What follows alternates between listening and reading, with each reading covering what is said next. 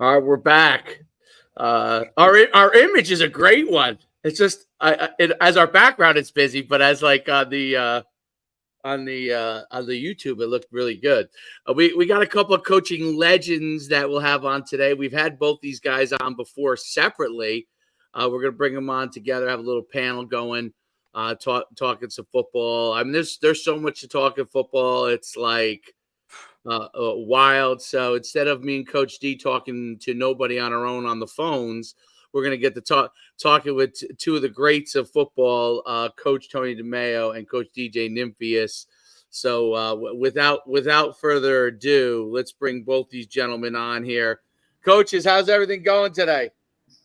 It's good morning. It's going good. I have a thing in the middle of the screen that says you just got to hit. You got it.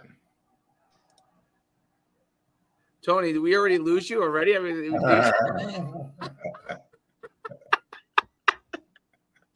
that's what happens when you have the heavenly background, I guess. Tony, I don't know if you're there. You might have to like come back on here. I'll bring Tony back off and let him come back on as soon as he gets all fixed there. But Coach, first of all, it's great to have you back on. What are you doing with your illustrious spring right now? You coaching at all? Or? No, I'm not. You know, it's just off season stuff for football. Nice, a little time off. I guess. I mean, I get bored real quickly. You know. Yep. But I knew what I didn't want to do in the spring. I think it's when as you go on, you know what you don't want to do more than you do what you do want to do. So that's really how the spring's been going. And you know, we're down to under 9 weeks until we can get on the field with the kids. And I know people think that's overkill, but I look forward to it. And I think we do it the right way. And it can get out of control, but we get an opportunity to be on the field June 10th. But so does every other sport. So we have to be careful how much we're tugging the kids. You know, I think that's a big point. And it gets on you really fast, you know, really quickly. So I'm going to bring my son up to see you. Oh, are you? Yes, because I'm got to figure out. So I'll wait till the summer when you know you're kind of you know. But he so we do. I don't know if I told you this, but we have we have that 7-on-7 club, the Beast, but we have it all the way down to 8U, and they've been playing, and so we run. You'll laugh, but they run it. We run a lot of the mesh concepts, and we run. I mean, a lot of like Mike Leach kind of type stuff, you know, in 7-on-7, you know, the vertical concepts, comebacks, mesh concepts. And he plays mostly Q, although he's a heck of a receiver. So I don't know if like, cause we let him play a little bit, we use 2 QBs. So he's the one guy and there's another guy that plays QB too. And he'll go and line up at receiver. So he's got pretty darn good hands. So I don't know, like, he's our quarterback for our youth team, but I have to let him get out there and go play some wide receiver because he's like, hey, can I go run some routes? So I'm like, hey, you know, because Derek knows, as you know, obviously seen him over the years. He's long, right. Complete opposite. Well, I would say opposite build of me, but like I'm more like, you know, stockier built guy, exploding guy, and he's like a long, rangy person, right? You know. So I want to bring him up with you because he thinks he's Patrick Mahomes. So yes, so he likes to he wants to, you know, he throws. He'll listen to me, but he's like, why can't I throw from this arm angle and this arm angle? He's like, why can't I throw the bubble like this? You know, because you see Patrick go from the side. I said you can. I said, but I don't think you have a guy rushing up the field that fast. They have to get it around them. Right. So. Yeah, you know, I see that with the kids, and you know, I don't know. Years ago, I kind of came to the conclusion that you want the kid to be fundamentally sound within their own anatomy, and it's not exactly what you may like, but does, you know, if you're looking at the things, does the ball get out and is the ball accurate? And Bill Walsh used to say that you can't teach accuracy. So when a kid's accurate, I think I don't know if I totally agree with that, but I think if a kid's accurate, you're careful of it. But what they see on TV now is exactly. It's all what they see on Sunday. It's brutal. Yeah, it was what they. But at the same time, we have to advance ourselves. I think Coach will absolutely do that. That's all. Yeah, I mean, Yeah, and he's very accurate. He's got a very good and he like listens well. So like yesterday, one of the guys who helps me out, who's an assistant, he played pro baseball. He was a pitcher. okay. Played. I think he was up to triple. I don't think he ever quite maybe went. He was in a Cardinals organization for a long time. But I said, hey, listen, my son pitches, and he gave me the greatest tip. Like, because I can't get him to. Because he throws the baseball pitching like he's throwing a football, the same style. But obviously, when you pitch, you've got to come through more, right? You really got to come all the way through. So he told him, he said, tell him it's like taking money off the ground. So I never even like. It's amazing when you talk to somebody that has an expertise in something. He was a pitcher, obviously at the pro level, pitched at the pro level, and I went out with him and I said, listen, coach gave me a tip. I said, you want to try it? He said, yeah. He starts doing it, the taking money off the ground thing. It was unbelievable. Yeah. It's unbelievable how like one tip that a kid can relate to can make all the difference. So he went just in one little session when we were throwing with each other. He went from being an accurate pitcher, but he was throwing it like he was throwing a football. He wasn't getting everything into it. All of a sudden, he's like throwing like gas, and he's like, "Oh my god!" I said, that's why you want to talk to people who know what they're talking about. Right. Because then why do you want them to come see me? Well, I want them to come see you because you're All right, whatever this guy tells you, don't do it. All right. My life is a bad example. Tony's coach is welcome.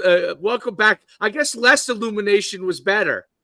No, what happened was a thing came on that said I had to get the StreamYard app. Oh, and that's what I did. Otherwise, I couldn't get on anymore. I went off. All right. Well, we worked it out. Now you're good to go. You still look great. Yeah, I'm still illuminated. You're still somewhat illuminated. We don't have to. Yeah, we don't have to put the the angel crown on you yet. But well, for the guests, just to give quick background, if they didn't watch our other two podcasts, these were two of the most exciting podcasters we had on, where both me and Coach D obviously learned a ton, but probably were in tears laughing as much as we were learning, which we find great. Not every other football guy in the world finds it great, but we find it great because you got to have some enjoyment in this sport as so much there is in there. There's so many things going on in football. But a little quick background. I'll start with Coach Nimphius. Nine state championships, because I originally had 8 and I was incorrect on that. It was not 9 state championships that he's won as a high school coach. Riverdale High School is where he's at now. He's won a bunch there. Was at Glen Rock High School as a legendary offense coordinator. That's where I got to know him. I got to know him from track and DJ, long before he was at Glen Rock. I used to see him when I was in high school. I said, who's that crazy guy running back and forth? This is when you had Paul Foxon, and he was running those 800. I hear you yelling the splits. And DJ was a young guy back then, although still in the same exact physical condition. You know what I mean? I got a few more pounds now, but that's okay. A few, meaning maybe 10. You didn't add 50 like I did. So you're or 75. Pretty good shape. But at Glen Rock, they, as an offensive coordinator, really took off. And he, as amazing as he is as a football coach, I say this all the time, and I don't think too many people would argue with me. He was in maybe even better track coach. So he's won 9 state championships as a football coach. Track, I don't even know if I could count his state championships. It's definitely above 10. And he was Glen Rock's girls track coach for a long time, and had numerous college scholarship athletes there. So one of the things I always liked about DJ as a coach, and I coached for DJ. I was an assistant with him, and was his ability to not just teach the game, but also teach the coaches. And like, I learned more from him, and he would throw you in the fire. Like, We talked about it last time, but there was nobody better. Like I was coaching. I came in coaching with him. I think I started with as an assistant. I was a special teams guy, but I was doing like maybe running backs and I can't remember the other position, maybe linebackers. The next time I came around with him, he threw me right into the offensive line, defensive line. I never coached it before, but he had no mercy on me. When the next period was being blown and I was on the far end with the offensive lineman, I had to sprint my big ass all the way up and get there as he'd be yelling at me, "Why are you late? That's 30 seconds into the drill already." So I'd be sprinting up there with my linemen, by the way, which were in great shape, those guys. They were all like basketball players. So they were running faster than I was. So that's a little bit about Coach. Coach is a fantastic head football coach, but positionally, like I've seen him coach QBs, receivers, DBs. I've learned so much from him, from that standpoint. And schematically, there's in my opinion, in high school, there is nobody better than Coach Nimphius. So you're talking about me? Yeah, I was talking about you. Yeah, Tony. Okay. Yeah, I know. Now you know. Yes, now you know. So now you know. You know we were 3-8 last year, right? Well, yeah, first time in how long? A long time. Yeah, there you go. Even great chefs break an egg every once in a while. Yeah. Okay, go ahead. Coach Demeo. So Coach Demeo, and I'll let Coach Depascale chime in a little bit after too. But Coach Demeo obviously was a football coach at the college level for many, many years. I won't say the years, but one of the things I really know him really well for is the spread triple option, really the gun triple option. And I read his book many years ago. He has a new book out, which I'll definitely let him talk about. I think Coach Depascale went and got that book. But as far as the option, the expansion of the option, the ability to put points on the board, I can't remember who we had on Coach Depascale, but they were talking about when they played against him. Was it Matt Matsakis? Yeah, I think it was Jimmy. So how when he was on staff with his brother. Yep. It was a lot of points on the board. Not a lot of defense that was played, but there's 40, 50 points on the board, and between the triple option versus the run and shoot. So, but Coach is a phenomenal teacher of the game, especially the option, and is a legendary head coach. And by the way, had us laughing so much that I think me and Derek were taking your quotes and your stuff about Jimmy Valvano and Iona, and we couldn't stop laughing about it. But welcome back to the podcast, Coach Demeo. Yeah, it's great to be here, and as I said, it's an honor to be on with DJ, who's won 9 state titles. I mean, coaching high school football is a lot more difficult than coaching college football by far, because I can go get the players that I want.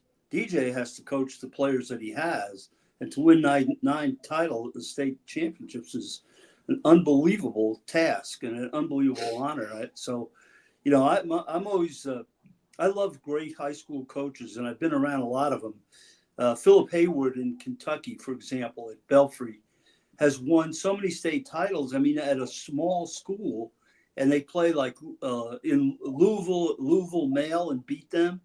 I mean, he's just a great coach. Or Tony Demeo up in New York is a great football coach. Tony, I like him for 2 reasons. Number one, he's Italian. Number two, I'm Italian, so I figure that's a pretty good mix. But I've known Tony forever. And when I was at Iona, he was one of the key guys. Anybody who didn't get signed, he sent to me. And so half my starting lineup was from him, and they were already coached. That's what I mean about being a high school coach. I benefited from his coaching ability, and I'm sure a lot of college coaches have benefited from DJ's coaching ability. So coaching high school football, I have great respect for them because they do a better job. Quite frankly, I mean, they don't have to recruit. If they could, they'd be even better. But they really make the best use of their players much more than college coaches. That's my opinion. I think, Dave, I think in that case, because I know Tony's background, and I've been in the room when he spoke, and because I'm from New York, I know Iona. You know, my mother's a graduate of New Rochelle. My dad's a graduate of Pelham. And, you know, even though I grew up on Long Island, I'm very well aware of it. And an interesting thing for Coach Demeo, I listened to your podcast with these guys and you spoke about Coach Valvano. Now, I was a little young yet. I think I was only like a freshman in high school. But all those kids he brought were from Long Island. You know, Jeff Rulin, the Vickers brothers, you know, Kevin Hamilton. Yeah, you know, Middleton. Yeah, he was in the program too. But all those guys were Long Island guys when, you know, when I was a freshman in high school, and basketball was really a big thing. So, yeah, I always wondered why those guys weren't getting recruited as much. But I think he had to get Glenn Vickers first. That was the big one. Yeah, Glenn, he was a great player. Yeah, and Glenn and Brian were both very good high school football players. And then he got Jeff Rulin, and then the whole world changed when he got Jeff. So Jeff was one of the great guys too. I mean, he was always hung around with the football players. Was a great guy. It was interesting. Valvano, when he went after Rulin, he knew Rulin was going to be the difference, and he went after him, you know, tooth and nail. But his philosophy of recruiting DJ was, it's like putting stones in a jar. Get the big stone and put them in first, and then the littler stones, then the pebbles, then the sand, and then you'll fill up the jar. But if you put the little pebbles in first, you might not get the big one in there. Right. So he went after Vickers first, because he told me Vickers will help me get Rulin. Vickers will get you anybody. That's the way it worked. Yeah. Here's an interesting thing about Valvano. He was a high school quarterback at Seaford High School. Yeah. Wow. So we were recruiting, and he had the cubicle next to mine. And he would spend more time in my cubicle than he was in his. And every once in a while, I got a word in. You know. So anyway, he brings in this old film, and he says, "Hey, here's a quarterback. You got to recruit this kid. He's phenomenal." So as soon as he put it on, I knew it was him. You know, it just the way he was moving around. And he was wearing number 12 and had white shoes. And I said, "God, come on, Jimmy." I said, "This guy has no athletic ability at all." I said, "He looks like a clown." And he was getting madder and madder. He goes, "Look at him throw. Look at him throw." I said, "Come on, there's a wobble in it. He doesn't even throw a good spiral. He's horrible. Where'd you get this thing?" And then I couldn't stop. I had to quit because he was getting so upset. But he was a character. I mean, I had so much fun with the guy, and he taught me a ton. I was 40 years younger than him. Pardon me? I could imagine just sitting there, just being a sponge. He was 4 years older than me, and he talked about the secrets of winning. And he said every game has a formula to win, and your job as a head coach is to find that formula. So sometimes it might be to put your foot on the gas and run fast break, high speed tempo. And sometimes it might be to put it down to a crawl. So like tempo wasn't an ideology for him. It was a tool. Right. And one of his favorite sayings was, "He who controls the pace wins the race."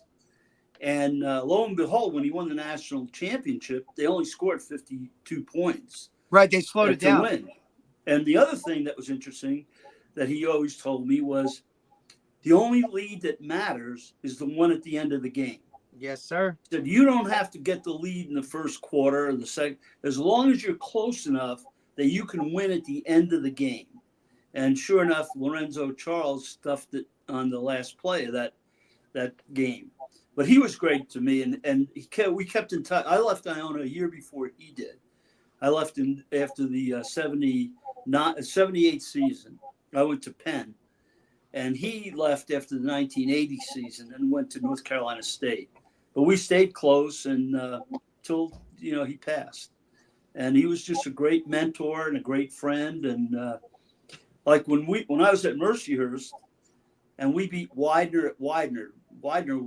Bill Manlow was one of the greatest coaches that ever walked the sidelines. And we beat them. It was their first home loss in 8 years.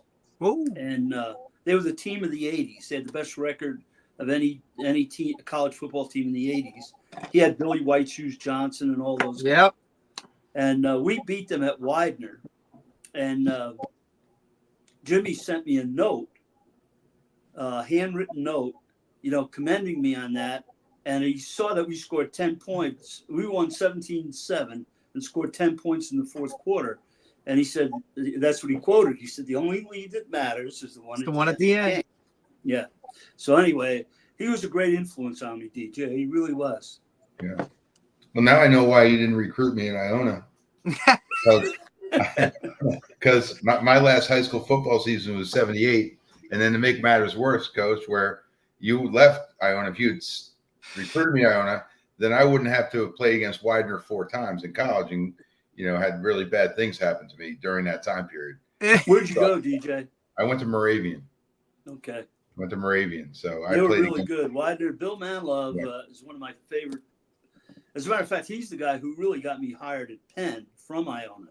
He saw our Iona Fordham game, and and I was throwing the ball out of the wishbone at the time, and he told Harry Gamble, who was, may rest in peace, he was the coach at Penn and the AD.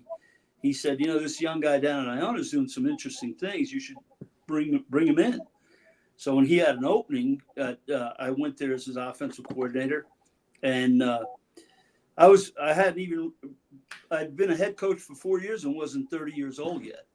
Yeah. So I go there, and I'm the youngest guy on the staff, and cocky as could be. I mean, I didn't think I knew a lot about football. I thought I invented. I thought I was. And he used to bring me down to earth all the time. He'd say, Tony, I'd draw up a play. I said, they can't stop this. They can't stop this play. That was my favorite thing, And the patience of a saint. And he would say, Tony, you're not the only genius in the Ivy League. There are others with chalk. Which resonates a little bit different too when you're talking about the Ivy League. Yeah, well, he was really, really. I always say this: when I went to Penn, I knew how to coach. Harry Gamble taught me how to be a coach. It's a big. That's difference. Awesome. Yeah, Harry Gamble and Bill Manlove were very close, and Bill Manlove is actually doing a Zoom clinic presentation in a Zoom thing that I do every Wednesday morning this week on special teams. So I'm going to invite you in, Coach Demeo. That's awesome. Yeah, he would flip out if he saw me. We were really good friends. He came up to my summer cabin and spent a day with me, and really good friends. Yeah. DJ, talk about that Wednesday clinic that you do. I know it's a bright and early one. Well, it's bright and early because I was still teaching. I retired from teaching. It was around the COVID time, and I didn't really have to rush to school because they had closed us out. So I was looking for people to talk to about football. So it started off with I went through really D3 football, and I started contacting guys. And of course, all of you guys know how many Division III schools come into your building. Not as much as before. No. They come into your building. So you get relationships, and whether you had kids or not, and you're trying to point them in a direction to find kids because it's much volume recruiting, which, in volume sales, that's usually not overly successful. So you're trying to help them. But then you get to the point, I was teaching 5 history classes a day. They would just kind of show up. Right. Look, I got to teach this class. So they would come in and sit in a class with me. And sometimes guys would teach the class with me, which is fun. The late Steve DiGregorio, when he was at Princeton, was doing that with me at Glen Rock because I played against Steve at Muhlenberg. Yeah, that's awesome. When he was at Muhlenberg. But bottom line was start putting guys on the board. Say, look, I need a little help with this. And they love doing it. A lot of the guys are younger guys, and they need Coach Demeo, you'll know this, or imagine you would understand this. Problem for a lot of guys that are coaching is today they don't want to go to clinics. They want to get everything off YouTube, which is fine. But they need to get up in clinic. So I kind of came up with a model. Guys, I got a guy come in and speak from the University of Dubuque. I contacted everybody because I didn't think it'd be one of the Division III guys. And I was pretty much correct. So they would talk. So I said, maybe I contacted a buddy of mine and said, why don't we put this thing together? I'll just run the Zoom. And I started inviting guys in to speak on topics. So it was at 6 a.m. because some people, had to get to work or whatever. There was college guys in there. And that was 4 years ago. And I've been running it ever since. It's awesome. January through like mid-May, and then it kind of runs its course. And we just talk football for a couple hours, and we just had one this past week where I spoke. It was the worst one we've ever had. Yeah, that's great. We do. Yeah. Coach Jerry Gallagher, who's at Del Barton now, obviously a Morris County, wing T guru, but also now a special teams guy. So we do one with a bunch of guys, same thing, every Wednesday night at 7. Just a group of guys just talking on specials, and we get some college guys that came in, and they just pick a topic and we just kind of roll with it. So that type of stuff, and I've talked to Dave about it a ton, especially like a guy who kind of as a younger coach came through the ranks and kind of worked my way up as I did it. That was key. And that was some of the most important, advice that I got was go to clinics. But once you've gone to a few, now start to try and speak at clinics, because, as a teacher, the best way to check and see if somebody truly understands the material is, can you teach it back to me? Right. So I think, like these younger guys, I'm not knocking them, like, because, they're still there and they still want to do it. But, they all come in and they just think because, they played Madden that they can come call plays. And it's like, buddy, this is a little different than you think, man. There's a lot more to it than just sitting here looking at a sheet, calling plays, But I think there's a responsibility as you move on in your coaching career to pay it forward and develop people.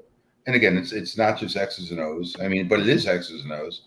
But there's something everybody can be good at in every profession, right? So I know when we were head coach, my concern always with the head coaching portion of things is something I got with one of my college teammates, who was essentially having worked for NCR like he has since he got out of college. He's a computer science major. When you go down to the stadium in Atlanta, he was in charge of the whole NCR wiring. Whew. Same thing in Houston. He's worked in Home Depots in South Africa. He can tell you some great stories about the Middle East with some of the tension that's over there when you get out of a car and there's guys up in a machine gun nest, and you got to go in and work. But he told me the reason I said, you say him Joe. His name is Joey Salcetti. Coach Demeo would be very excited about that. Salcetti. He's an Island kid. He's an Island, New Jersey kid. And Joe told me the reason he didn't go up into upper management was, and this is what I mean with the head coaching. The minute you do that and you go away from essentially boots on the ground with a position coach, or what Joe was doing with the wiring, he says you immediately lose your expertise in the field. 100%. It's always the fear of the head coach. What do I really coach football anymore? Right.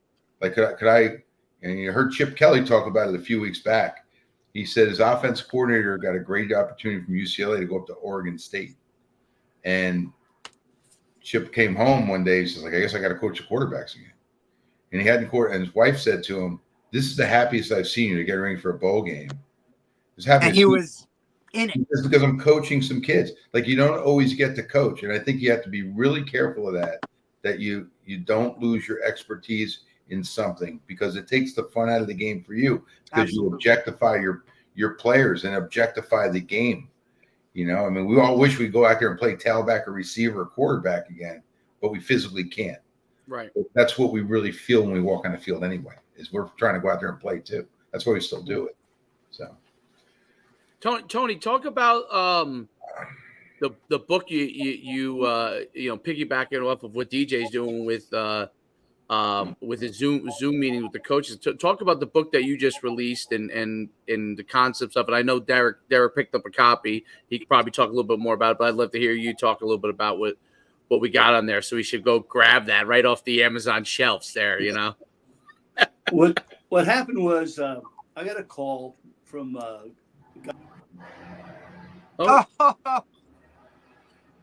thought that was me. I saw my screen fly forward. Oh, just as you was getting into it. Listen, it's like a 400-page book on the. Is it really? Oh, it goes from like point A to Z and everything option football. I mean, look, he had me, just from reading it, I called, Manny Matsakis and was like, hey, when did you and Tony link up and kind of like figure out that option was going to be a part of this spread game? So I even got into it like that, just because, look, even being in the run and shoot from the jump, we always had some form of speed option, or, you know, we would ride the super back on a belly and then pull and you know, and then run option with the receiver coming with a comet motion. It was always a part of our offense. And to be honest, I loved it. I thought it was great. I loved it when I played quarterback. I loved it when I played Sorry about that. slot. No, you're good, Coach. Go ahead. You can finish. I mean, I don't know what's happening. This like all of a sudden it just cuts me off. It has to do with the app. Oh, really?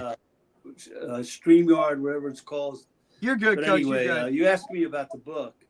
What happened was a guy from Coach's Choice, Jim Peterson, called and asked me if I would write this book on my journey with option football. And I said, no, I'm done with books. The last one I wrote was I wrote a leadership book, but I was done writing books.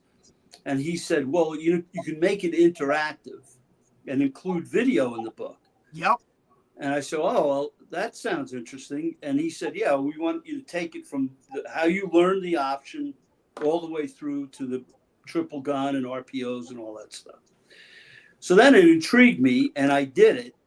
I put it together, which was really a lot more difficult than I thought, because I included a video. Well, Derek, you have the book. In other words, if I had a gun triple versus a 3-4, you had the text, the diagram, and then hit the link, and bam, it comes right up. Yeah, it would come up, and you could see the actual play. Yeah, and awesome. Let me tell you, I've seen a lot of books. I've been at a lot of clinics where guys show plays that in my head I'm saying, I don't see how this could work. But there's never any film. There's no video. Exactly. I mean, you could write anything there if you don't have to back it up. Right. So anyway, I did the book, but in the meantime, Jim Peterson sold Coach's Choice. So now I have a book that I worked for like 2 years on, trying to match up these videos and stuff. And the new owner of Coach's Choice wasn't interested in an interactive book. It was either video or a book. Well, I've already done that. I've been there, done that. Wasn't interested. So then a couple of guys got in touch with me, one being the company that did do it, Throw Deep. And it's Alex Kirby. And he was real interested in it. And he wanted to do it. And that's how it got published. That's how it got done. But I think it's a good book. I don't want to put words in Derek's mouth, but I go from my time that I started, I didn't know anything about the option. And I was coaching at a high school as a permanent sub, and I was going to be their offensive coordinator, even though I didn't know my butt from a watermelon. And so anyway, I didn't know anything about it. And the guy said, I want to run the wishbone. Well, the only wishbone I ever dealt with was with a turkey. So, I mean, I didn't know anything. So naturally, I did what any normal human would do. I called Darryl Royal. I wrote a letter to Darryl Royal, explained my dilemma. And lo and behold, he invited me down for spring practice. Yeah, that's crazy in itself. I think that's phenomenal. Just even back then, you could literally write a letter to a coach, and the whole like coaching fraternity, like, hey, you know what? Come on down, buddy. Like, I don't know who you are, but come on down. I was too stupid to know that he was just being polite. So I went down there, went straight to his office with my suitcase and everything. And I said, hi, I'm here to see Coach Royal. And the secretary said, is he expecting you? And I said, oh, yeah, he's expecting me. And he came out and he treated me great. He treated me royally.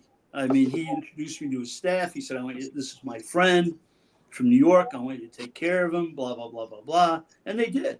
The only thing they said, we start our meetings at 7, be here before 7, because we don't want you just walking into a meeting. Yeah. So I was there at 6:45 every day with donuts and treats and stuff like that.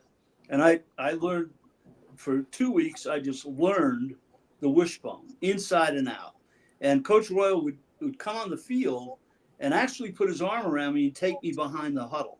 And there was a lot of college coaches there and that were observing that weren't getting to go on the field. So I would come off, and they'd come. Like, I remember the guy from Oklahoma State came over and said, "Hey, who are you?" You know, like Coach Royal just took me out on the field. I said, I'm nobody. I'm nobody. I said, I'm a substitute teacher and a high school coach. I said, I'm nobody. Yeah, but they knew you were an Italian guy from New York. They were nervous. I don't know. Maybe he was worried about my Uncle Rocco or something. That's what I'm saying. They were a little nervous. So, but anyway, that's how I did the book. I started with that experience and then went through my years at Iona and years at Pace. I never did get to coach it because before I had the chance, I had two offers, one from Iona, one from Pace as an assistant and one from Fordham. And I chose Pace because the Giants were training there at the time. Right. Yep. I read that in the book. I shadowed Bill Arnsbarger. I mean, I literally was the biggest pain in the tail for him.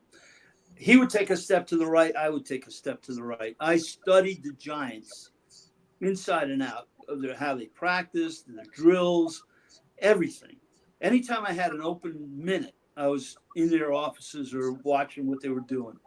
And I really learned a ton. It was like going to graduate school. And so I had the Giants playbook in my head. I had the wishbone in my head. And then I get the call that they're looking for a head coach at Iona. And I said, well, you know, the trainer called me, J.B. Bruno, and he said, I said, what about Bob Baker? He goes, no, he's at Manhattan. He turned it down. I said, what about Tony Demeo? He turned it down. I said, what about Bob? He turned it down. I said, where exactly am I on this list?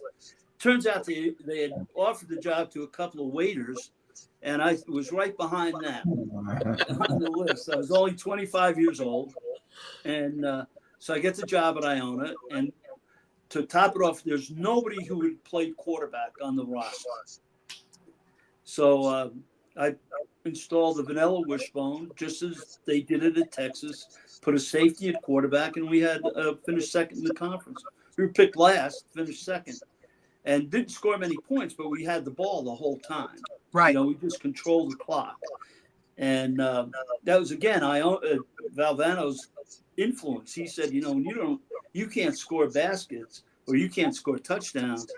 You have to at least hang on to the ball and shorten the game. So that was a big thing for me.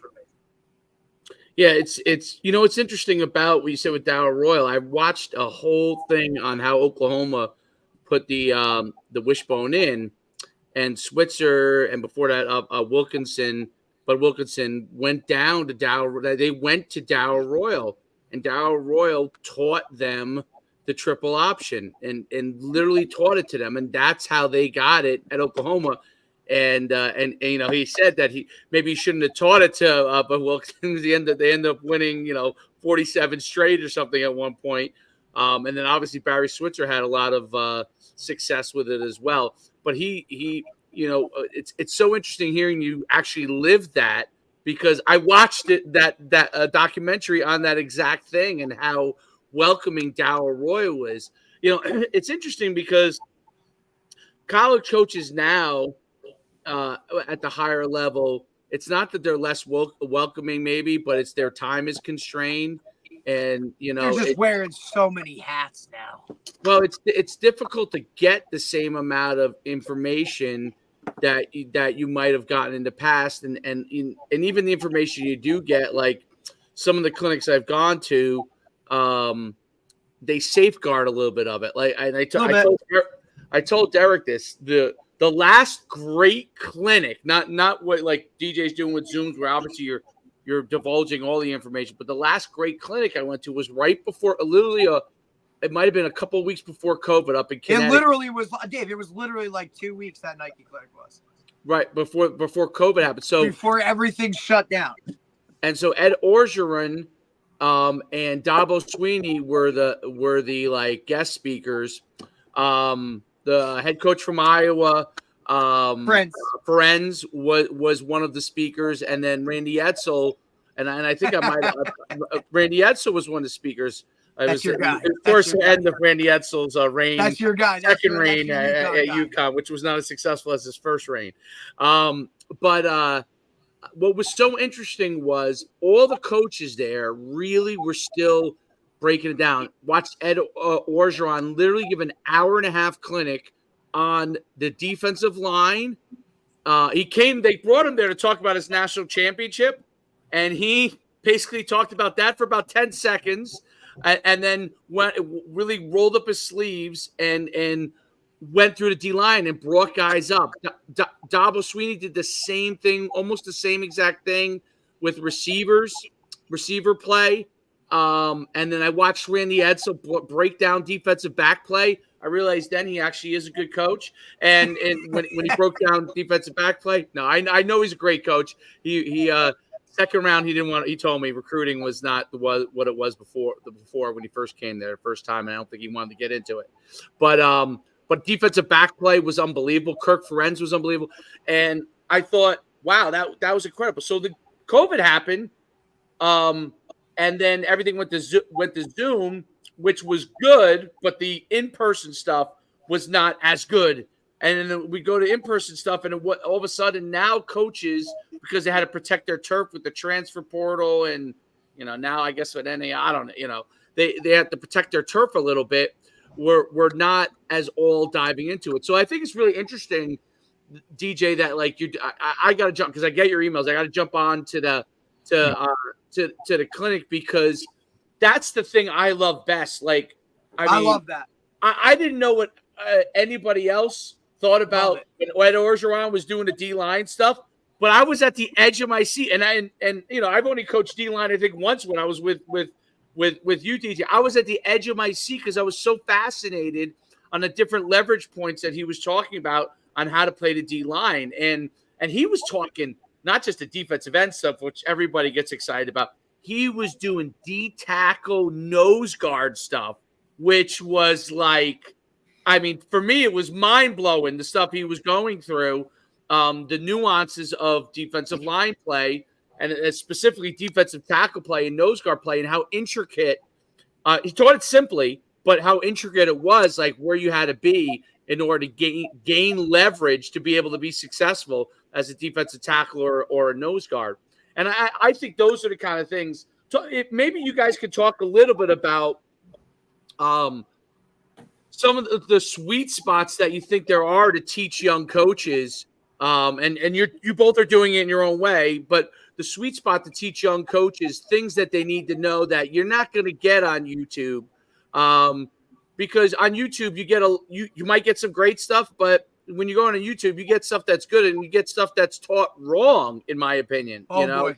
I see things that's taught wrong. I mean, I see it more than ever with wide receiver play. I can't tell you how many times I see wide receivers making 50 moves at the line and guys teaching them to make 50 moves at the line when you go to a higher level, all that guy's going to do is jam you 5 yards back and you're not going anywhere. You do 50 moves to go nowhere, So maybe DJ, you could talk about it first, like what a little bit of the things that you think could really start to help young coaches to learn more.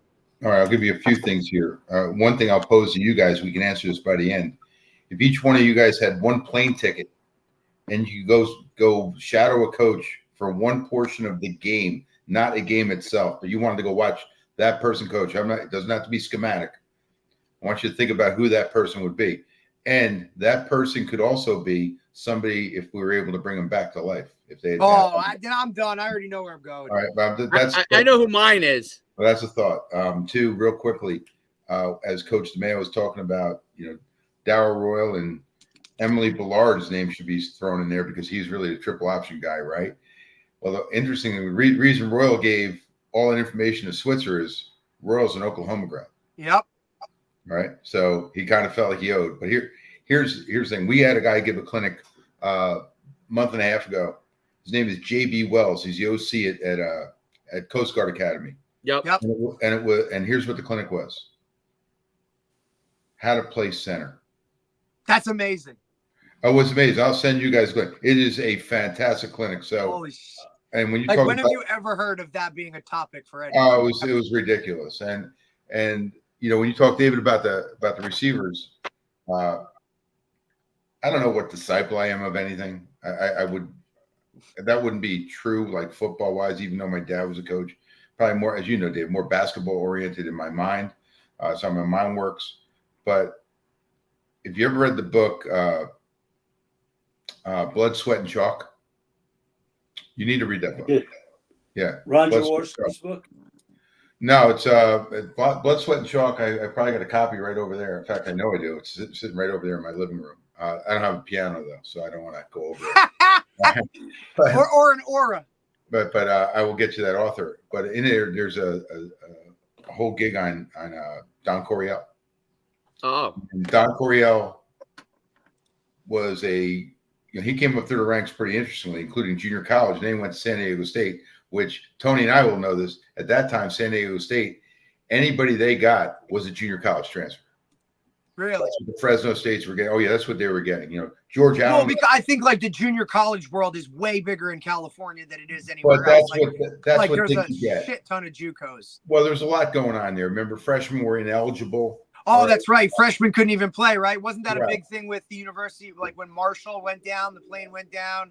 They got a whatever so that they could play freshmen. Yeah, it was really hard. You couldn't play freshmen for quite a long time. I mean, even to the 70s for a long time. But my point is this: that Damn. Coryell felt as though he had to put together an offense that you could do the minute you walked in, especially with the receivers. Tim Lady. And his thought was always this: he and Zambezi Zambezi were talking about this all the time. What a staff they had, right? I mean, Madden was on that staff, and Tony just left. All right.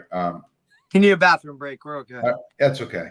But I think Coryell, Dave used to talk about get off the ball and get in a route.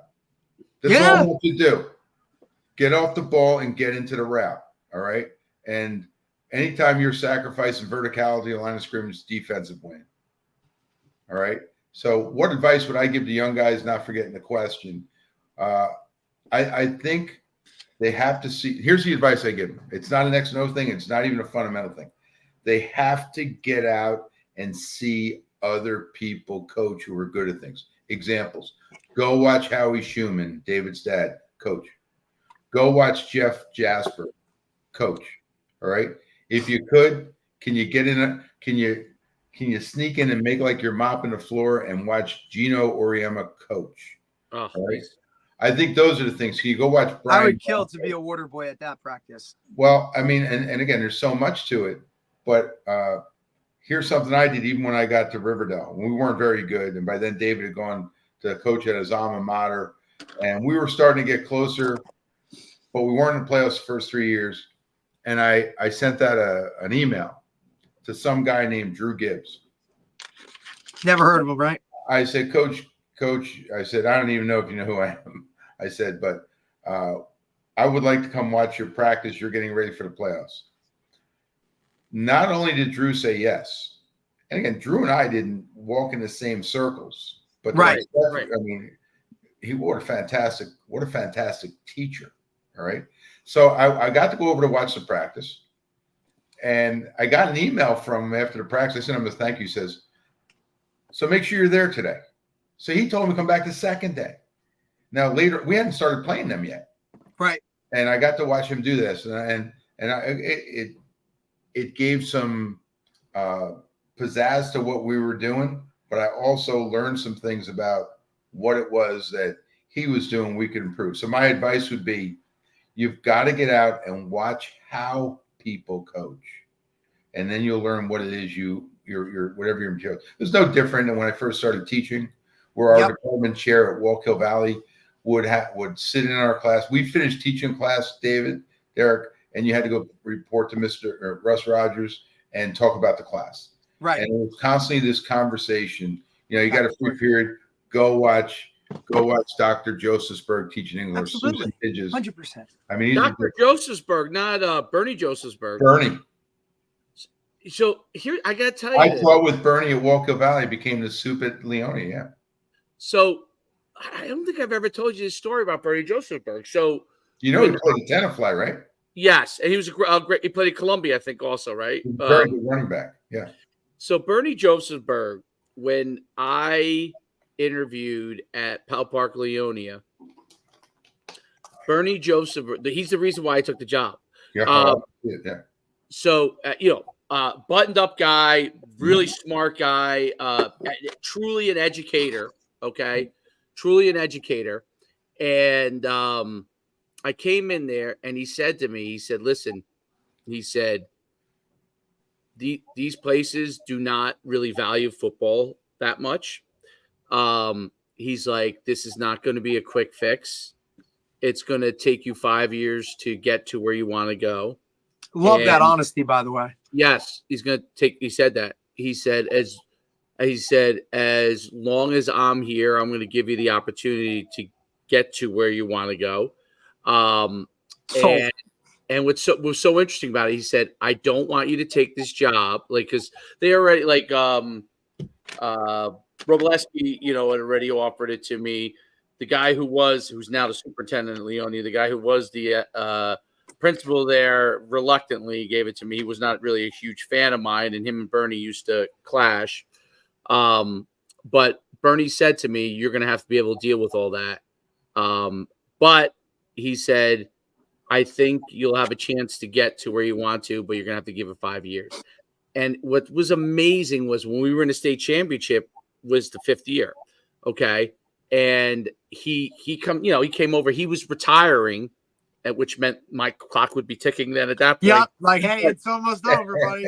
Yes. Just how it is being not being a teacher and, being in the school. Like, that's usually what happens when whoever my advocate is not there. So, seen it firsthand. Yes, you have. So so he comes up to, I knew he was retiring at the end of the year, and then I came over to him. I said, I remember what you said to me. I said, this is the 5th year, and we're in this, in the state championship game, and I said, I can't thank you enough. Like, I may not see him again. I said, I can't thank you enough.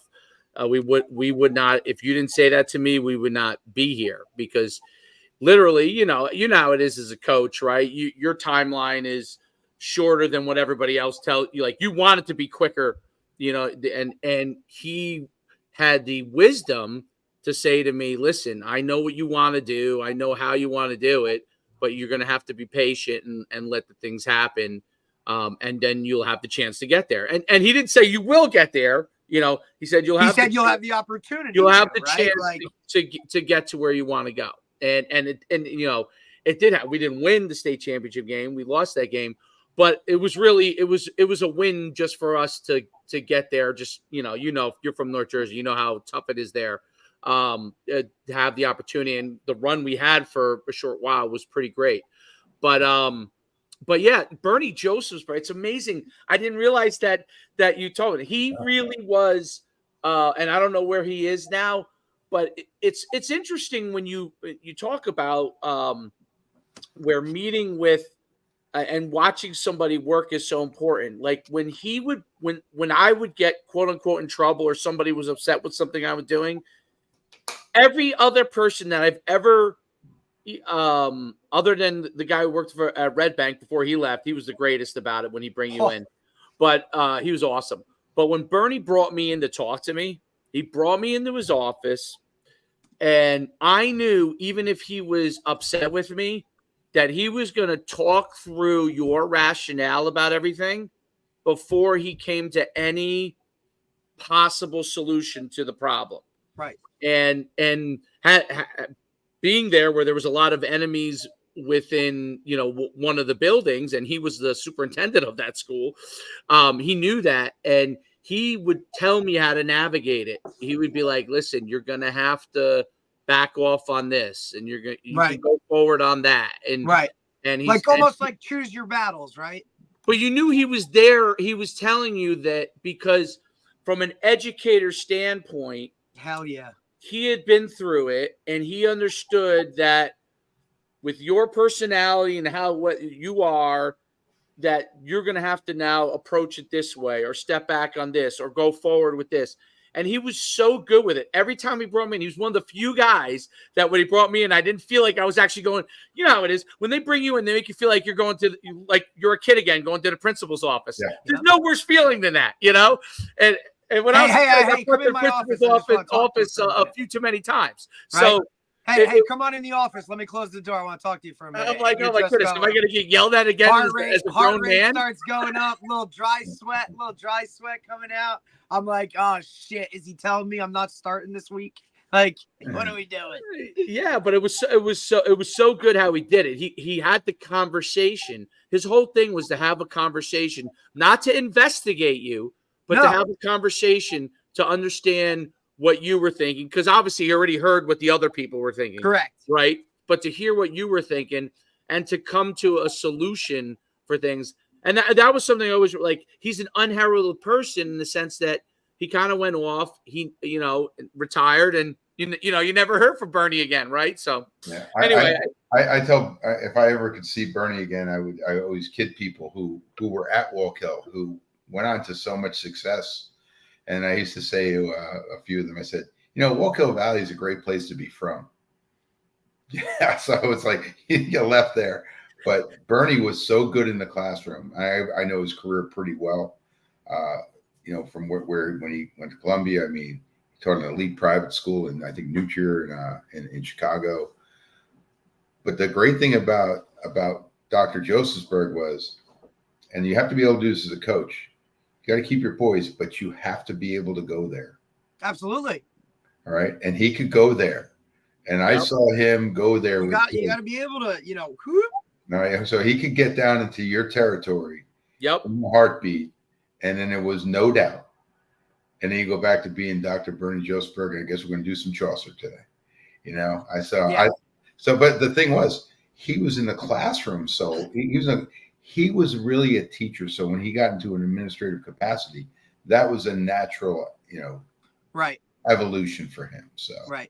And sometimes guys can't make that transition, right? Like sometimes it's very tough for teachers to go to that administrative role, and I've seen it, but I have been so fortunate to be around great coaches, right, that were just, on a different level, right? Like Greg Toll, you go in there and it's like, okay, well, that's his way of doing things, we had a coach Billy Johnson on a couple weeks ago. He was the first DC I ever worked with, right? Passaic Valley.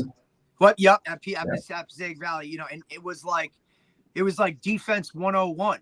Here I am, a young kid coming out of college. I get my first opportunity to be on a staff, and I get to work with him and Al Capello, who was, a college coach with me, a good player at Montclair State, and then to go to Passaic Valley. Like that was, I think, being around such good coaches, right? Like then I got to work with Jimmy Matsakis, but even the way I was coached, Mark Mickens, Bob Jones, right? Like these guys were real coaches where it was more than just X's and O's, because they were great at that part of it too. But, I watched Coach Jones, basically end his career as a head coach to go be an administrator within the building, right? So I saw that transition. Coach Mickens was never an educator, right? But he coached at it from, he was like a used car salesman, man, but he approached the game, in that type of way. And then the transition through, I got to play for Rick Giancola. I mean, one of the greatest, winningest coaches, 30 years at the same type of school.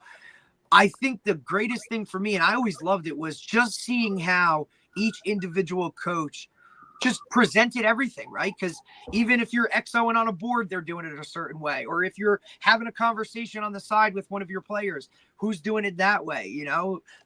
Who's a whistle guy, right? And some guys don't even use whistles or whatever. I think taking all of that and observing all of that, and then you create who you are based off of what you've seen. Yeah, and then you got your clientele, because your clientele dictates how you do a lot of things. It's like choosing what you're going to do schematically and kind of how you're going to approach it. And right. I think every school's different. You would think that Riverdale is very similar to Glen Rock, and it's nowhere near the same place. Look, Butler Kinnelon. Yeah. Wow. Those are. What's interesting about that's true, Derek, right? Butler, Kinnelon, West Milford, same damn zip code. Three places in the same area, all completely different. But I think you're right about Riverdale. I noticed that when I came there. So like Riverdale is surrounded. Riverdale had an edge. Some of those kids had an edge like maybe it was the River Edge influence, and of course everything now is expensive. Coach, So give it me doesn't matter. can you give me the geography of it? Yeah, Riverdale is one town. River Edge is part of our district, and Oradell is part of the district. We are bordered by Emerson, New Milford, Paramus, and really not quite Westwood, not quite Ridgewood, but Westwood's right down the street. We're a stone throw away from Pascack Valley. We share a street. I'll put it this way: we play 4 trophy games a year. There you go. All right, Paramus, we play for a street sign, all made by John Ferrelli, by the way. All right. Oh, John Ferrelli. Yeah. So we have possession of none of. Is he still around with you? Is he still around? He'll come by. He's still busy, but he's a grandpa now. So, John Jr. is a dad. You married. He said we play for a street sign. Yeah, a street sign. That's a Paramus game. They have that. If you want to go see the street sign, you need to go to Paramus High School. Who's there now? Hey, Coach. Joe Sabella. All right. Oh, he's still there. Okay. So then we have. Holy smokes! What an adventure this has been. Coach, you're all good, buddy. All right. We play for a Birdcage for the Bird Bowl against Westwood. We played for the Battle of the Rumble for the Rail against Pascack Valley, which is a real piece of the Pascack Valley Railroad. And now we play Old Depand every year. They're on the schedule. I wouldn't say they're games. I mean, they're just slaughtering us at this point. But yeah, but they've been a monster for a while. Well, we put something together on that. We took a plunger and half of a medicine ball, glued it together. So we played for the plunger for the Gold Bowl. Right? They have that too. No. That's interesting. But listen, I have an answer. I have an answer to your question. Like, okay. Dave, those are the type of things like kids love that. You know what I'm saying? Like, the opponents really like it because I'm sure they have it. All right. They have the thing that we made. Interesting. Yeah. I mean, look. Can we get one of them back, fellas? Yeah, you gotta get one of them back. All right. So look. You look at what is it? Almost the last week of the college season, right? Who's playing for the boot, or who's playing for this, or everybody's got kind of like a rivalry game, right? It just so happens that you have 4 in high school, right? Yeah, we have 2 in a row. We have the second and third game this year, and then we have our last 2 regular season games. But just so we, because I think you got to get Tony involved in this a lot more while we. That's what I was just going to ask. Dave, who are you going to follow around? Who are you going to so the first guy, because you said I could choose dead. I don't know what has happened, but no matter, this thing just keeps cutting out on me. I'm on my phone now. Okay. Well, hopefully I'm happy. Yeah. Hey, I'm happy. You know how to work the phone and be able to do that, Coach. Like, you're ahead of most of the guys that we got. So go ahead, Dave. All right. So since it's dead or alive, number 1 is Bear Bryant. Okay.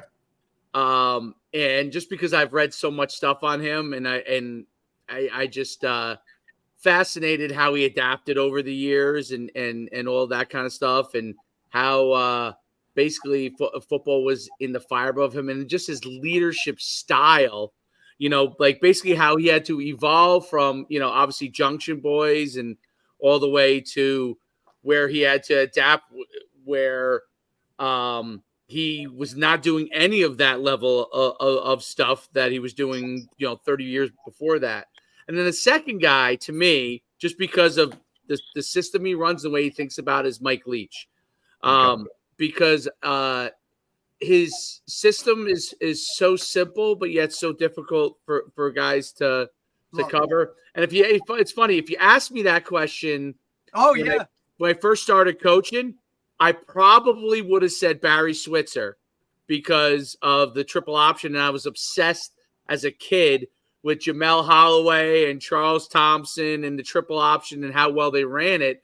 And I was coaching when as DJ knows, when I first started coaching, I was coaching at Saddlebrook and they were running the Navy triple option. Right. So I would have said back then, but as I started working with you and really started to learn first the run and shoot game, but then a little bit more of the like multiple passing principles and the multiple set principles, I started to become fascinated with what Leach was doing and how he was really like, and just how he thought, I mean, like, to me, the thing is, it was the same thing to me that about, we talked about Bernie Josephsberg, the way that somebody thinks is what's fascinating to me. So I know I think about things in some form or fashion.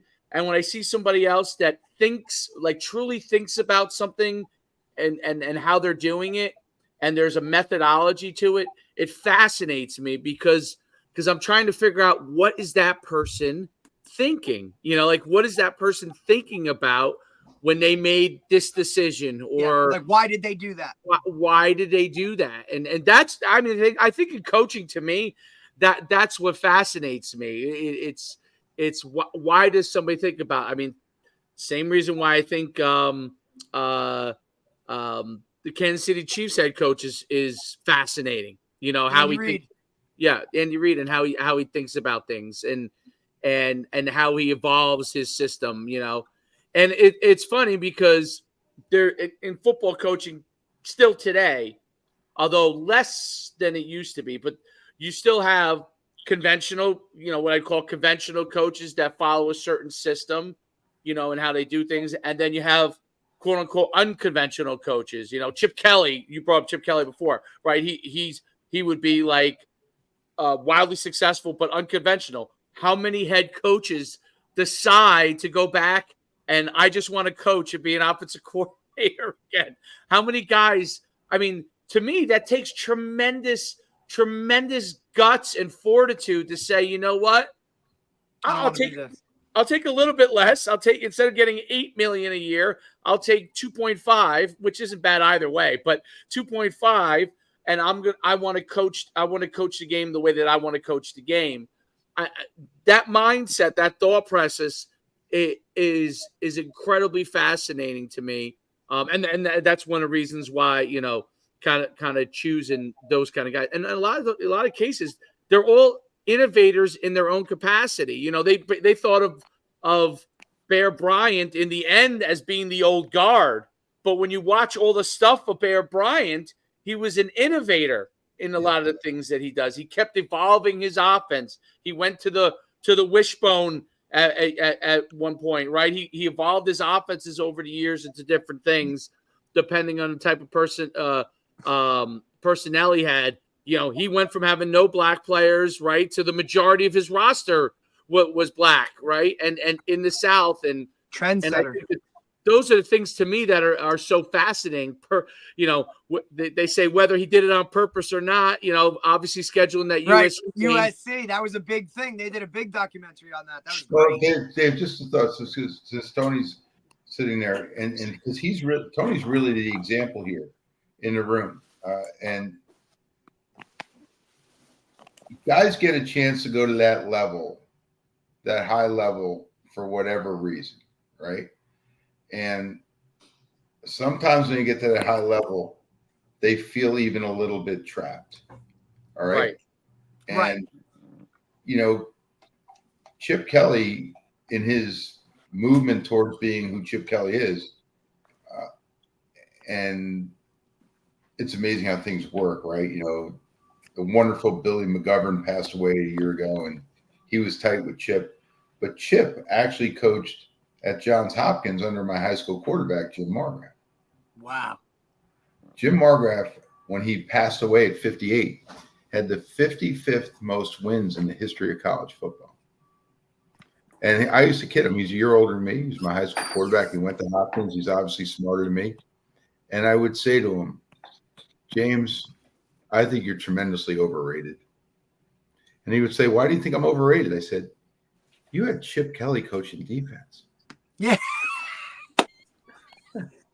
I said, look, I'm dumb. But I said, you have to prove I'm dumb.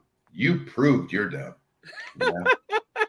Yeah, like you put it on paper. You really put your stamp. Yeah. I mean, that guy's put down the linebacker coach at Hopkins. You got to put that down there. So when you have Tony in here, now I think we got him back, and you talk about Tony's had a rough time. Yeah, but yeah, Tony's having a rough time. But the only way Chip gets to coach football again, and without totally blowing up his W-2 form, is he has to coach at a lower level where nobody cares what he does. 100%. All right. So the places Tony's been out. Now, if Tony's taking these risks, being the OC at Oklahoma State, that's a little different car wash. That's a little different car wash. All right. So he really still got to coach the game essentially his entire career and still be innovative and be his own pioneer. Now, where he suffered is in the paycheck, Right. But at least he had himself. He didn't have to compromise himself, So Tony, go ahead. Let's ask give Tony a chance here. Well, I coached at one of the reasons I coached at the level that I coached at, like at Charleston, is because I wanted to do it my way. Yes. The control of the program was more important to me than the money at that point. And I wanted to do it my way. I wanted to run the triple gun my way. I wanted to do everything my way of doing it. I wanted the office hours to be my way. I didn't feel I had the good fortune of coaching with Tubby Raymond at 1989. And Tubby used to let us go home right after practice and come in early the next morning and watch the film. But he wanted us to eat with our families. Yes. And he said, if you have to work all night, then you're in the wrong line of work. Go sell insurance somewhere. So anyway, I was influenced by a lot of people. Tubby Raymond was a big influence on me. Hired me to put the triple option in with the wing T in 1989. And I had no idea. I never did learn the wing T, but I did put the option game in with it. And I know Chip Kelly pretty well, and I know what he likes to do. And I think there's a lot of merit to him going back to being an OC and doing it his way.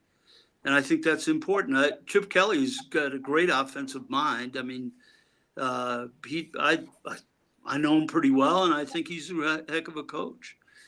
But if I had a guy that I'd go back to and wanted to sit and listen to, it might be Vince Lombardi. And I never met him. I just know about the legend of Vince Lombardi. I never met him. I had the good fortune of spending 2 days with Bill Walsh, and that was a treat. I thought I knew football pretty well. It was 1998. And after talking to him, I felt like I was a neophyte. I had the good fortune of coaching with Tubby Raymond, and again, he's a genius. So, but Vince Lombardi, I'd really like to hear some of the things. I think Vince Lombardi was a better X and O coach than people give him credit for. I mean, the power sweep was really an RPO. It was a strategic flexibility. It could break anywhere along the line of scrimmage, and that was kind of like the triple option could break anywhere along the line of scrimmage. Not really an RPO, but a deal that I call strategic flexibility. I think that was when I listened to your clinic with these guys, Tony. If I was going to sit down with Tony Demeo and talk about one concept, because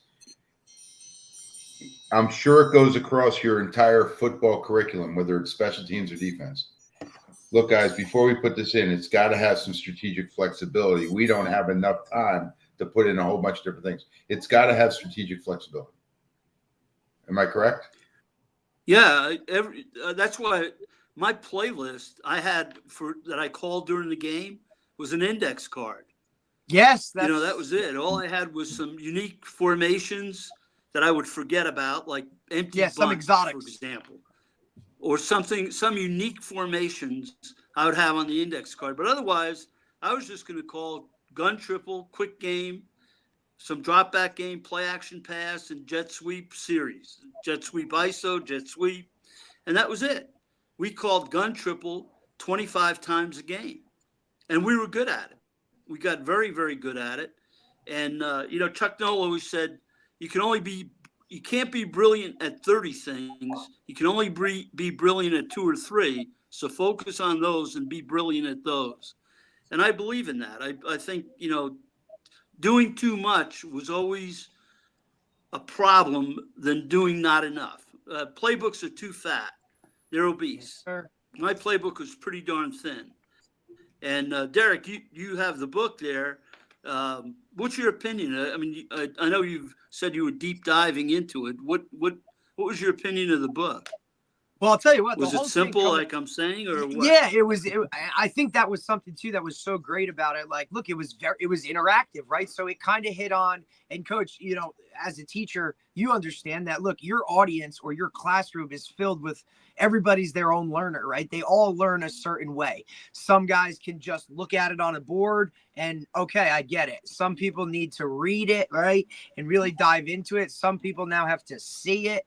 And I think that was just one of the, not even talking about the actual what's in the book, just the whole presentation of having all of that where I can read, then I can look at it, and now I can actually see it on film. I thought that part of the whole book thing was phenomenal, because it's, you know, basically getting a clinic right here. And you know, just the whole evolution of it itself, you know. And I was talking to David and Coach about it. You know, I actually went and talked to like I asked Manny Matsakis, like, hey, when did you and Tony link up to like work together on how to incorporate certain things into each of your systems moving forward?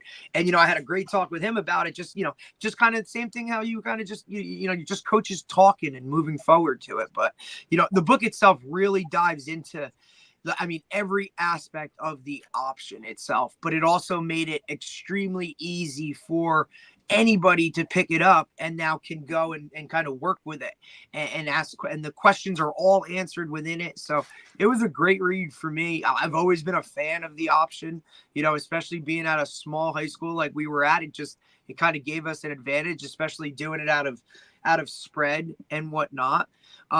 So I thought that whole thing with it was great. I think anybody that's really looking into it, because I mean, look, you can kind of, in my like, you can put that offense into a lot of high schools and be successful at it, right? Or it can be a package within your system that you can throw out there and do it, because I think it's easy enough to learn, to pick up, and then go execute with, you know, practice and time that you can fit into that schedule.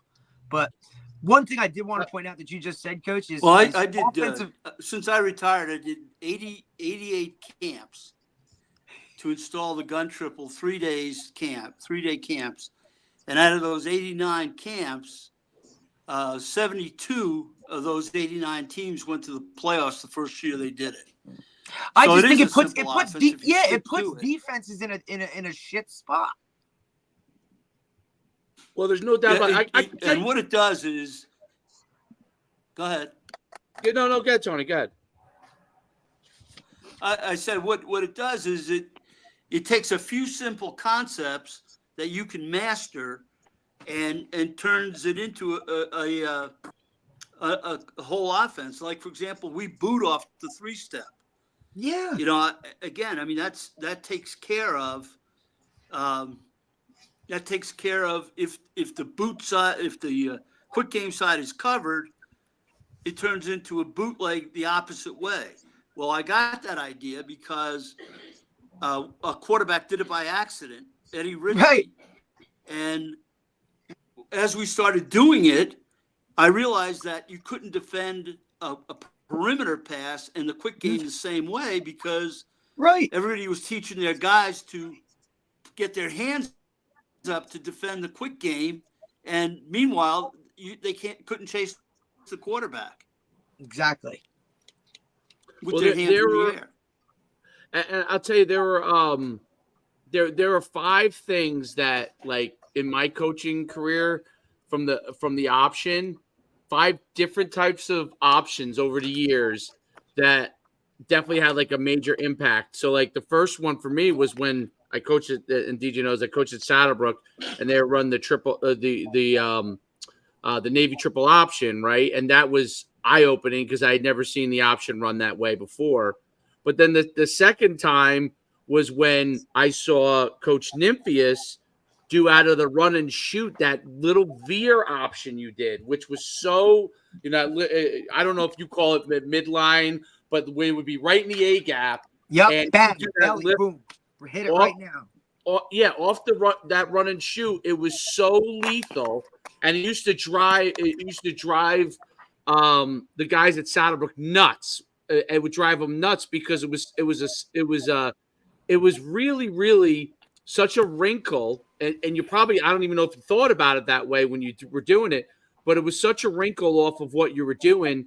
It was very, very difficult. We would go through the practice week defending all the stuff he did, and then then bang, that comes out. For golly, we got to now work on that. We've got to work on that little dive option he does, because it doesn't matter if we can't defend his little dive option, right? So that was the second time. The second thing. The third thing was when I saw really at Texas, and they did a ton of this with Vince Young, the really just the zone read, right? And I started doing it when I had Steve Baharnis, who went and played at Rutgers, and the zone read, and then all the things off of that was like the third time that was like, there's something here. The fourth time in my career, I thought that the option was amazing when I faced it against Passero at Hawthorne. He used to do the little off the wing tee.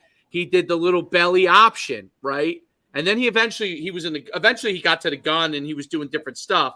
I'll tell you, it's great. He used to run that little belly option off the wing tee, and he used to drive me bonkers. Because you'd have the wing tee stopped, and then he ran the belly option, which is where you probably put in with Tubby Raymond. That's probably where he got it from.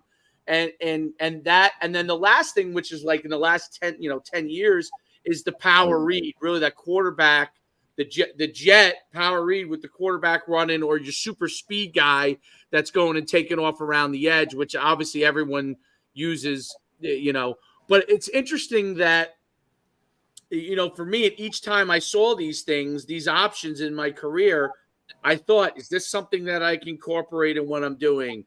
If I can incorporate it, do I understand it? So if I have to face it, can I stop it? Right. And I think that's what makes the option so amazing. And obviously what you teach with the gun triple, having read your gun triple book is amazing, which was really off, the zone read and taking it to the next level. Cause I saw a guy, I don't know if DJ, do you know Don Morganroth? I don't know if you know Don. Yeah, we played against. As a matter of fact, played against. I did camps for Don. Oh, okay. Yeah. We played against Mendham this year and this past year, and Don's on the staff. And Tony will tell you, you'd have to be hard pressed to find somebody who's better at running the option underneath than Coach Morganroth. I mean, Don's outstanding. I mean, I'm telling you, it's coached with the attention to detail. I was more than impressed, and just interesting things that when you watch it. I mean, he has a fullback back a little deeper. You're seeing that a little bit more in the underneath triple. He's back a little deeper. It used to be like, he's going to be at like 3.5 yards. Now you're seeing. No, he's got to get some more time. Yeah, I think it comes back to what Tony spoke about in your clinic, your podcast with him when he went to the gun. Because it's like the $64,000 question: how deep should the quarterback be in the gun to run the triple? And Tony wanted to give that running back a chance to cut back. I mean, right. we can all run that. Look, you can get a thug just to run up in there and bang it up, but right. All day. Yep. But to make it different, you have to look in the triple option on a high school level. Okay, where do you play your best running back? Well, you got to play him at fullback. You have to play him at fullback. He's got a chance to get the ball the most. The second best runner probably has to be the quarterback. I mean, and then. So right. I was thinking of what Tony said as he spoke here, because you probably see me write down things a lot. People talk about being a play caller. We're talking offensive plays. If you played a 10-game season, maximum you're calling 500 to 600 plays the entire year. So you're calling. So you want to be a play caller, but you're only going to do that 500 to 600 times the entire year. That's the maximum, I think, in 10 games. So it's not about, you better be what percentage of those plays are you going to run properly? Let's say it's 50%. All right. That's a little low, but it's still probably not a horrendous average. How many plays are you going to run where everybody carries out their assignment in an excellent fashion? Good luck. Yeah. So you better get used to practicing something and doing it well. So in other words, as Tony said, brilliance is being excellent at 2 to 3 things. And I think that was something too, like for us, like at Butler, as a small group one, like, all right, you get what you get, but here's what, and the philosophy was always the same. It was, hey, we do this much, but we do this much really, really well. And we're going to practice it, and we're going to hammer it home, and we're going to be so good at it that we don't care what the defense does. We're going to dictate to them what they're going to do, because it don't matter how you line up. We're going to run our plays that we've been running since, since you were in 6th grade, and you're running the same stuff, and they know it's coming, but we're just going to be better at it. And I think that philosophy has kind of traveled with me, just through my entire playing and coaching career, where, look, man, keep it simple, keep it small, but understand the depth of it so much that you're on a different level with it. And I think that's kind of one of the things that I picked up and I've used, since I kind of got into it. And I just keep, especially in today's world where, the attention spans are just, here, and everything is now. And it's like, look, let's just be good at this, and we'll be, we'll stay focused on it. And then now we can allow you guys to really understand the depths of it. And I like that. It's like, so you're going to major in employment, or you're going to major in unemployment. I mean, that's what happens when you get all over the place. 100%. Like, look, we can do this, we can do that, we can do this, we can do that. You're only touching the surface. Like, get into it. Well, really dive. It comes down to players, but I have a question for Coach Demeo. How do you decide who you want to option? Well, here we go. Yeah. We have set guys, but here's one of the things that I have to bring up real quick, DJ, is that the cutback that became such a big part of the gun triple. I never coached it. The first, by the way, nobody wants to play fullback except guards. So back in high school, as a matter of fact, he led the state of Texas in yards per carry. And old Mazzoni sent him to me because he couldn't get him in at Auburn. Anyway, he cut back on his own. And I said, his name was Brandon Rayner. I said, Brandon, what made you cut back? I never saw that before, running the triple option. He said, I saw linebackers go that way, so I just went the other way. Yeah, Tony, weren't you I taught it that way ever since. I said, just read the backside linebacker, and he'll take you. Tony, weren't you a tailback? But anyway, pardon me? Weren't you a tailback? I was a tailback in college, yeah. David, weren't you a my tailback? coach said I was so slow. He was a tailback. I was so slow. I didn't run to daylight. Daylight found me. Yeah. Well, he said one time I got caught on a long run, and I came off after we wound up scoring on the. I don't know. He's gonna kill me. Honestly, I have no idea what's going on with his technology. I feel bad.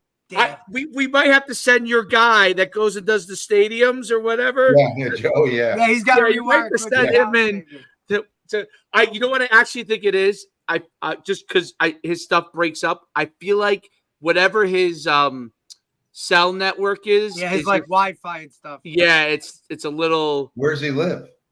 I don't know exactly. Is he still in West Virginia? Might be. That might be your answer. I will. I'll tell you this. Coach, funny. You asked the question, right? What you asked the coaching question, right? Like who you do whatever. Yeah. So I'll jump in on that. So I look at it, right, and I mean, my first guy is Mike Leach. Like that's just he was whatever. That's my guy right there. But I think my second guy.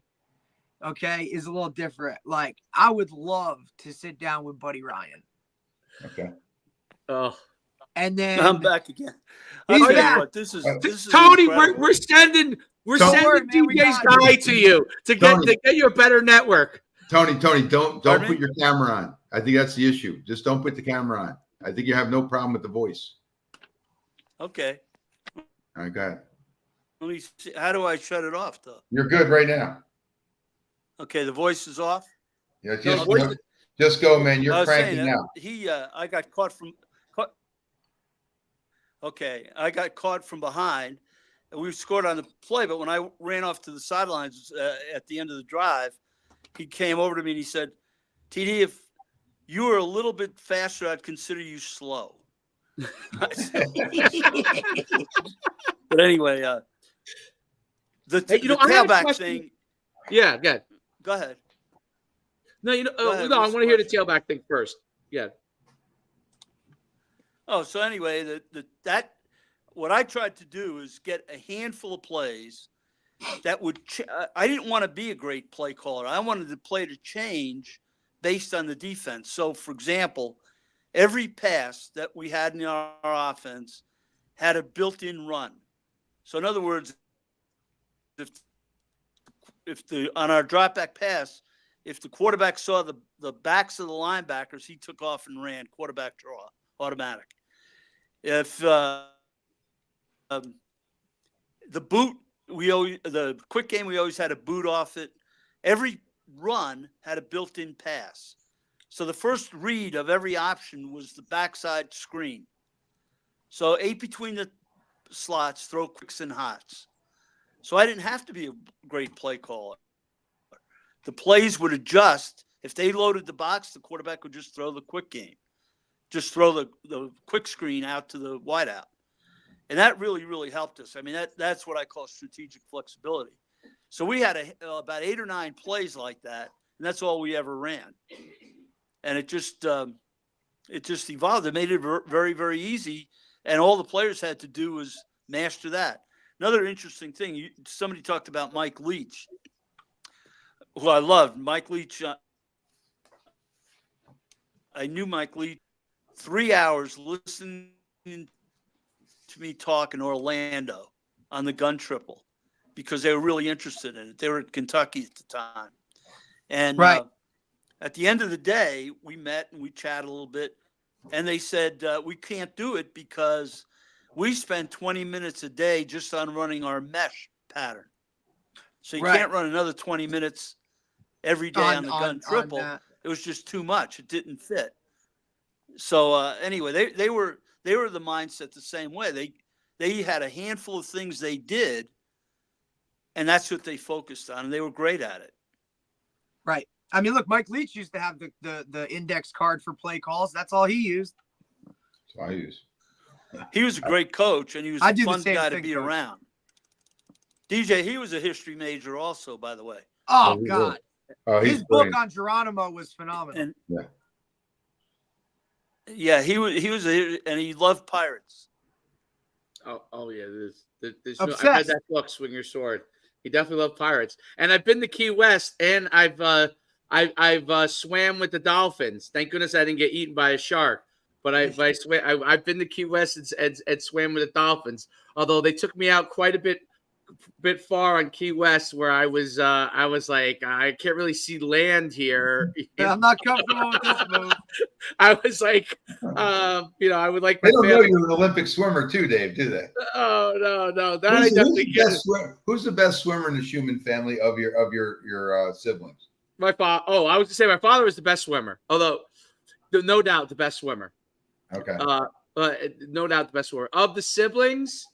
Well, the person who will last the longest in a bad situation is definitely my brother, because he's the distance runner, and he swims pretty well, and he always could tread water pretty well. I remember in summer camp, we'd be in there treading water. We'd be treading water, and I'd be they're like, okay, all right, no longer use your arms, you just got to use your feet. And I went right to the bottom of the pool. My brother's up there still, with his feet like. I'm like, good golly! I said, I'm a dead man if anything happens. Yeah, but if the three of you are in the water, Jackie's living. If the three of us are probably because me and Danny are arguing. So me and him are arguing about what to do. Yeah, take it on water. Yeah, he thinks I'm crazy, and he thinks he's smarter than me, which he is. He is smarter than me, but only by he thinks I take chances. Maybe only by degree. Well, oh no, the smartest by degree is Jackie because she's a doctor. Right, she's got the whole kit and caboodle. Yeah, I have to call her Dr. Jack now, which is my sister's the athletic. Tony, my sister's the athletic director at UMass Boston, and I try to every time the job comes open, I say, hey, why don't you hire me as one of the assistant coaches? Like they had an assistant volleyball coach come open. I said, I'll coach volleyball. I said I can coach anything. She has assistant this come open. I remember it was like a rowing or something. I was like, I can coach rowers. It's just like coaching track, And she's like, no, I can't have you. You're my brother. You'll ruin my whole situation if you come in there. I said, are you trying to tell me that? Yeah, I don't know, Dave. I don't really know. I think she might have a point. Well, she's smart. She's smart. She knows I'm a wild card because at some point I'm going to do something. So, and she's going to have to deal with it. Yeah, and been there. I said, why don't you hire me as the assistant volleyball coach? That's an easy job. I sit in the side. I get the rotation in. I work with the setters. I'd love to hear your recruiting pitch to go get recruit volleyball. I'd love to hear that one. All right. So Tony, I asked a question. So when you're working with your linemen, how do you decide who to read? I mean, in other words, you go into a game and, we know if you can't block them, you read them. If you can't read them, you block them. I mean, what's your thinking? He's frozen. He's going to flip. Yeah. We met that. He's going to demand a redo. It's all right. I'll talk to him every day. I see Tony. Told you. I don't hear Tony. Should have kept the camera off. Tony, we're gonna have to get you in a better. What location are you in, Tony? Before you answer that question, or maybe not. You remember? I'm too old for you guys, but Tony remembers. This looks like when they were going to the moon. They're kind of like just floating around, Well, when we can hear him, we'll get to that question.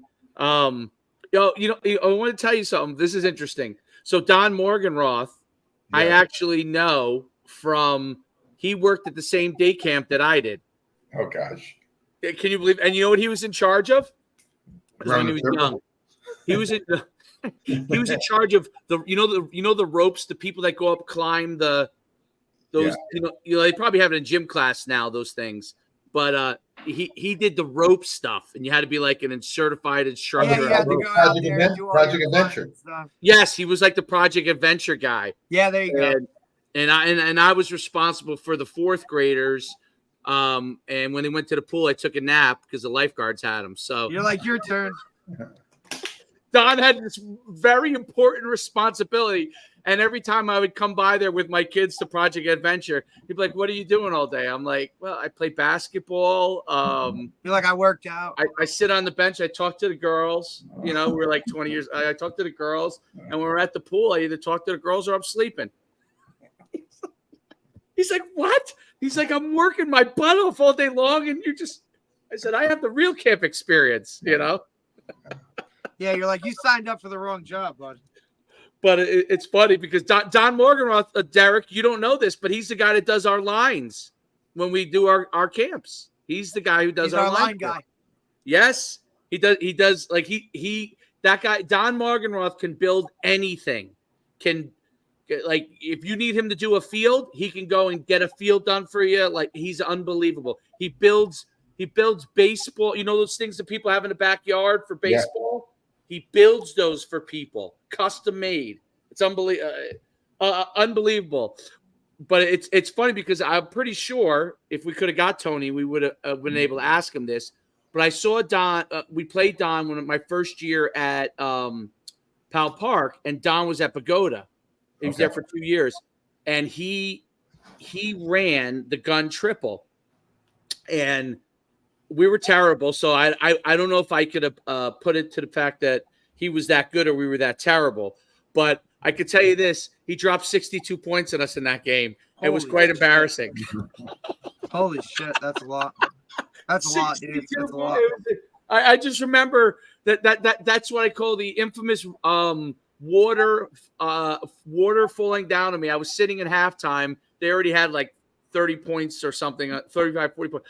And I'm sitting at halftime, and the little Pagoda has that little thing out, that little tiny locker room on that field. I don't know if it's still the same way, but they used to have it. And I sat out there in a chair, and John Robleski came over to me, and he said the water was just pouring on my face, and I wasn't even reacting. And he said to me, bad day. Yes, that he walked over to me and he said, just stick with it. You'll be fine. He's like, don't do anything rash. Knew what was coming. The only thing rash I was thinking about was, can I get to my car and be out of here? Instead of taking the bus, will somebody drive me out of here so I could get out of there? And the coup de grace of all of it was, two of my assistants came over to me, said, and DJ, you could appreciate this from Glenrock, said, would you mind if I get a hot dog at halftime? And I said, do whatever the hell you want. He really asked you that? Yes. They said, can I get a hot dog? They walked by the hot dog, whatever the hot dog stand was. Now, look, the only place that we were okay to do that. Our kids aren't even listening to anything I'm saying, obviously, and we're not good. Remember, I told you, when we played Montclair High School, dude, they had the best jerk chicken in the world. So, Matt Sakis, when we'd be getting our asses kicked, getting blown out, he'd be like, yeah, go get me a jerk chicken before we leave, because, I'm not missing out on that part of it. I was like, all right, Jimmy, we're good.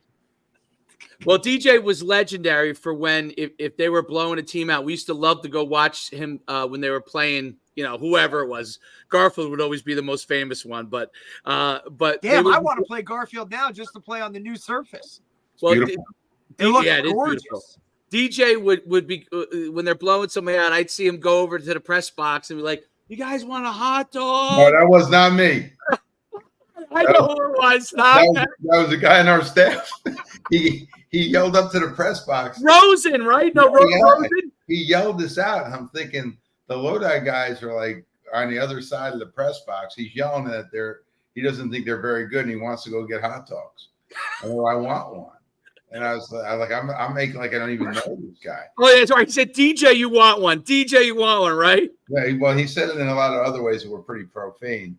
And then he came back and we had scored. He says, I told you, these guys are terrible. You should have gotten a hot dog. And I thought the guys were going to come over from Lodi and throw me out of the press box. So, I mean, yeah, that was a different place. When I was at Mount Olive, we used to have stack girls that would be in the booth with us charting and whatnot. And I would just give them a 20 at halftime and say, hey, drinks, food, you're good.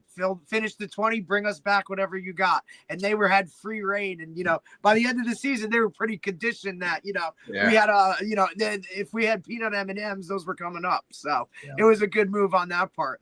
That was one of the coaching things I learned too is, use if you can, we used to use the first team all conference soccer player girls that were high level competitors who would be out there being the water girl, and they're out there giving water hey dude, what are you doing, make that tackle, you got to make that play. It just raised the sideline. These guys were more scared about being called out by the freaking best lacrosse player in the school than we were with the coaches. It was pretty interesting. I'm curious, DJs, because you brought it up to Tony. How do you decide who you want to read? Well, I think for us, we're probably pretty foundational, and this is where I think it's changed. I think when people went to the gun, or even when they were in a double slot in the run and shoot, the problem with the pitch on the option was, especially underneath, it was so apparent. Here comes the motion. Yep. All right. So I know you already think I'm nuts, David, but when I first teach the option, I'll do it out of the wishbone underneath. And let's say we're going to the right. I'll take the two halfbacks and I'll put them in a 3-point stance with their helmet perpendicular to the fullback. So that because we want it to be fast. So they're getting there quicker. Right. You're hitting. We want them running. No dead footwork, nothing. This is just a teaching. Right. No false steps. So when we were a true flexbone team, Then it was almost like playing red light, green light. Then I'd move them up. Can you get there from that? I'd turn their body, whatever we would do. But when you're underneath the center and you're in the wishbone or the split back, or you're in the full house T, you're not giving anything away about. Right. You're not tipping your hand. The motion led to a lot of, once everybody started going to cover 2, a lot of jack and the safeties, and they kind of could have the chalk class. And I was like, I don't like to use motion where it's helping the other team. However, the answer became for everybody, go in a shotgun, run your inside zone stuff, and then you distribute the ball horizontally or quickly downfield. And that allowed you to have a pitch concept in the triple. I truly don't believe that. I truly do believe that most people don't do anything more than a double option. I don't think so, Coach. I think to really to really dedicate yourself to triple is. I was going to say, I think it takes too much time. But I think it's a worthwhile investment. 100%. I think it's a worthwhile investment. So for us, it's always been, what do our guys do well? That's it. And you usually have a pretty, where you struggle in the options when people are giving you the 2 and the 4 eye. Correct. In the high school level, because they're not letting you party on the second level. Yep, you can't get there. Which is fine, because then it becomes more of a zone concept, and that's why people run so much zone dive, right? Or quarterback follow. All right. You know what I started going to at the last couple of years of the last half of the year at my first year at Red Bank, and then the whole second year with Owen Laughlin. I went to with the power read. I went to grass or no grass. Yes. So if the QB was, because those 2 years we had a tailback my first year that was unbelievable. Tore his knee in 7-on-7 in the first 7-on-7 tournament. First organized thing we really did. We had to find a ball carrier. It turned out it was the quarterback, right? And no one had used him in that way before. He had just been kind of the guy to hand the ball off, but he was actually a good athlete. And the first half, I was trying to teach, guy closes, you give, and it was okay, but I had to do it in a short time period. So COVID. So I started to go to, if you see grass, go. Yeah. If you don't see grass, give it, right? And sometimes it would I was trying to get the best ball carrier to make the best decision for him. And then the other guys kind of had to live with his decision. You know what I mean? And sometimes most of the time he made the right decision, because basically he said, if I could get through there, I'm getting through there. And it was really up to him. If he made the wrong decision and it was closed, it was really usually because he was almost a little bit greedy, right? It was like, okay, I can squeeze through there. But you had the ball at the end of the play. Right. Well, he had runs over those 2 guys, 2 different quarterbacks, 2 years. They both ran for acres, both of them. Oh, God. And the first kid was like a quarterback kid. He actually ended up going to Monmouth on a scholarship to play. What did he go there to play? I think he went there to play outside backer, maybe safety. But he left right away. But he ran for 900. And then he was all over. The kid the next year with that concept ran in 6 games, ran for 770. But if we actually had time to put it all in, it would have been unbelievable.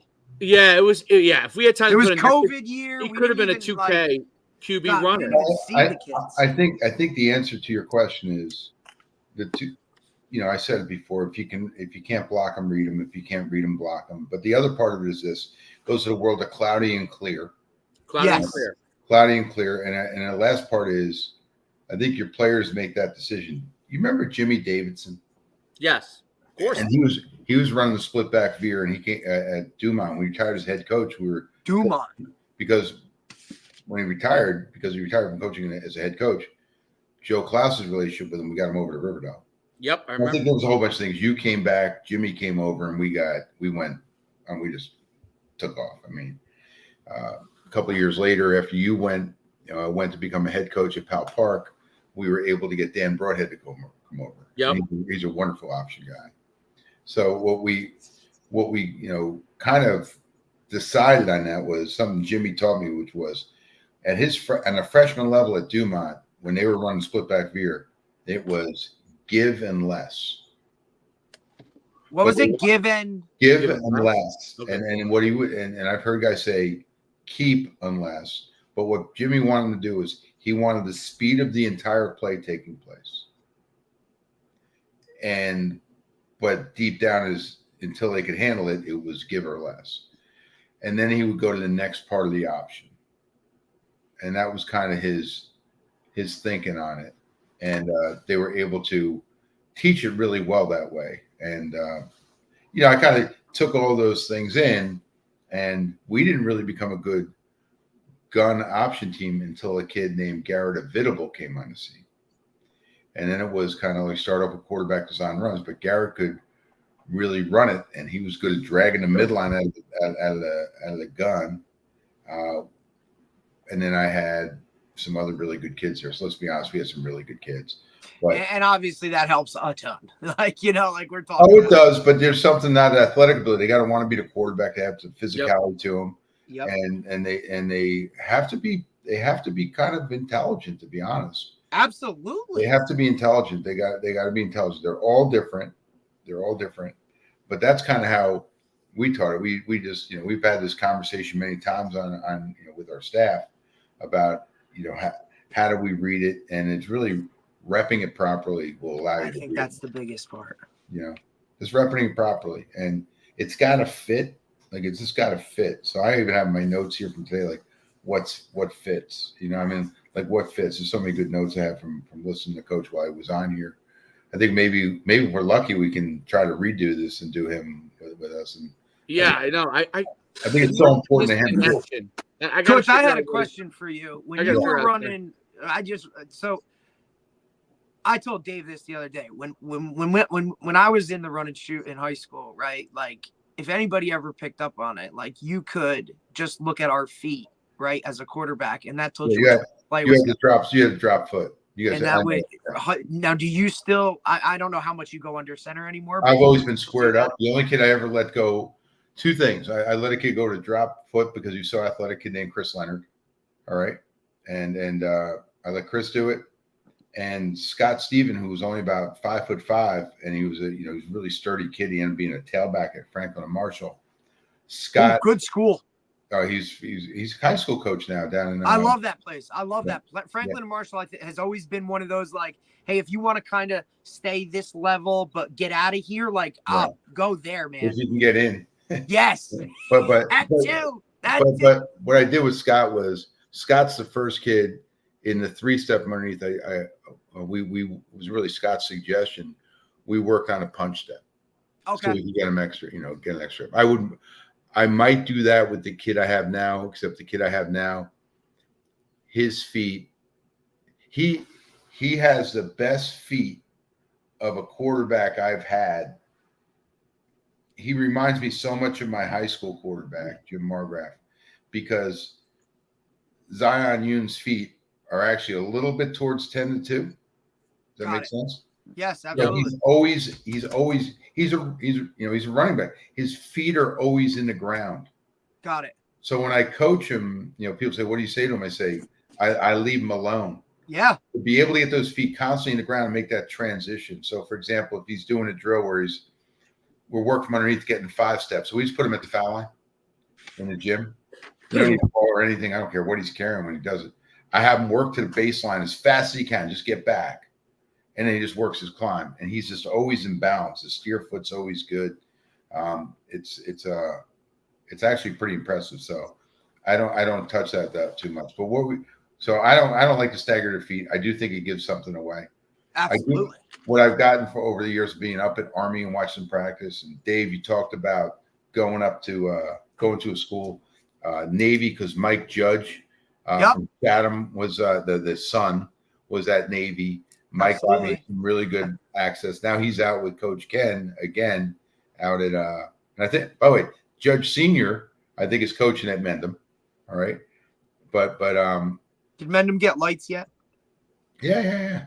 We played there last year. That's awesome. I know that was always a big thing when I was at Mount Olive. They were playing for lights, which is probably why Wrestler left and went to Hackensack. But no, but he wanted to come home. That's where he went to high school. Of course. But I think, when you continually look at the what you have with the kids that you have and what you can do, you can overload them unless you can teach the unless or same as, which is, okay, if you're doing an RPO type concept, it's the same as distributing the ball down the field. So, for example, when they were in the gym this morning, I had all the young kids in and would like to be quarterbacks, and I give them 3 basketballs. So Dave Schuman gets 3 basketballs, and Derek, DJ, and Tony are about 10 feet away in little different directions.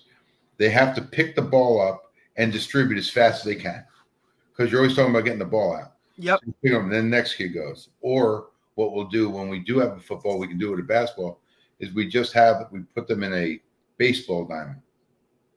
And either me or one of the kids essentially hits infield. And they just throw either short hops or get the ball around the horn, where they're constantly pivoting their feet and getting the ball out to different destinations.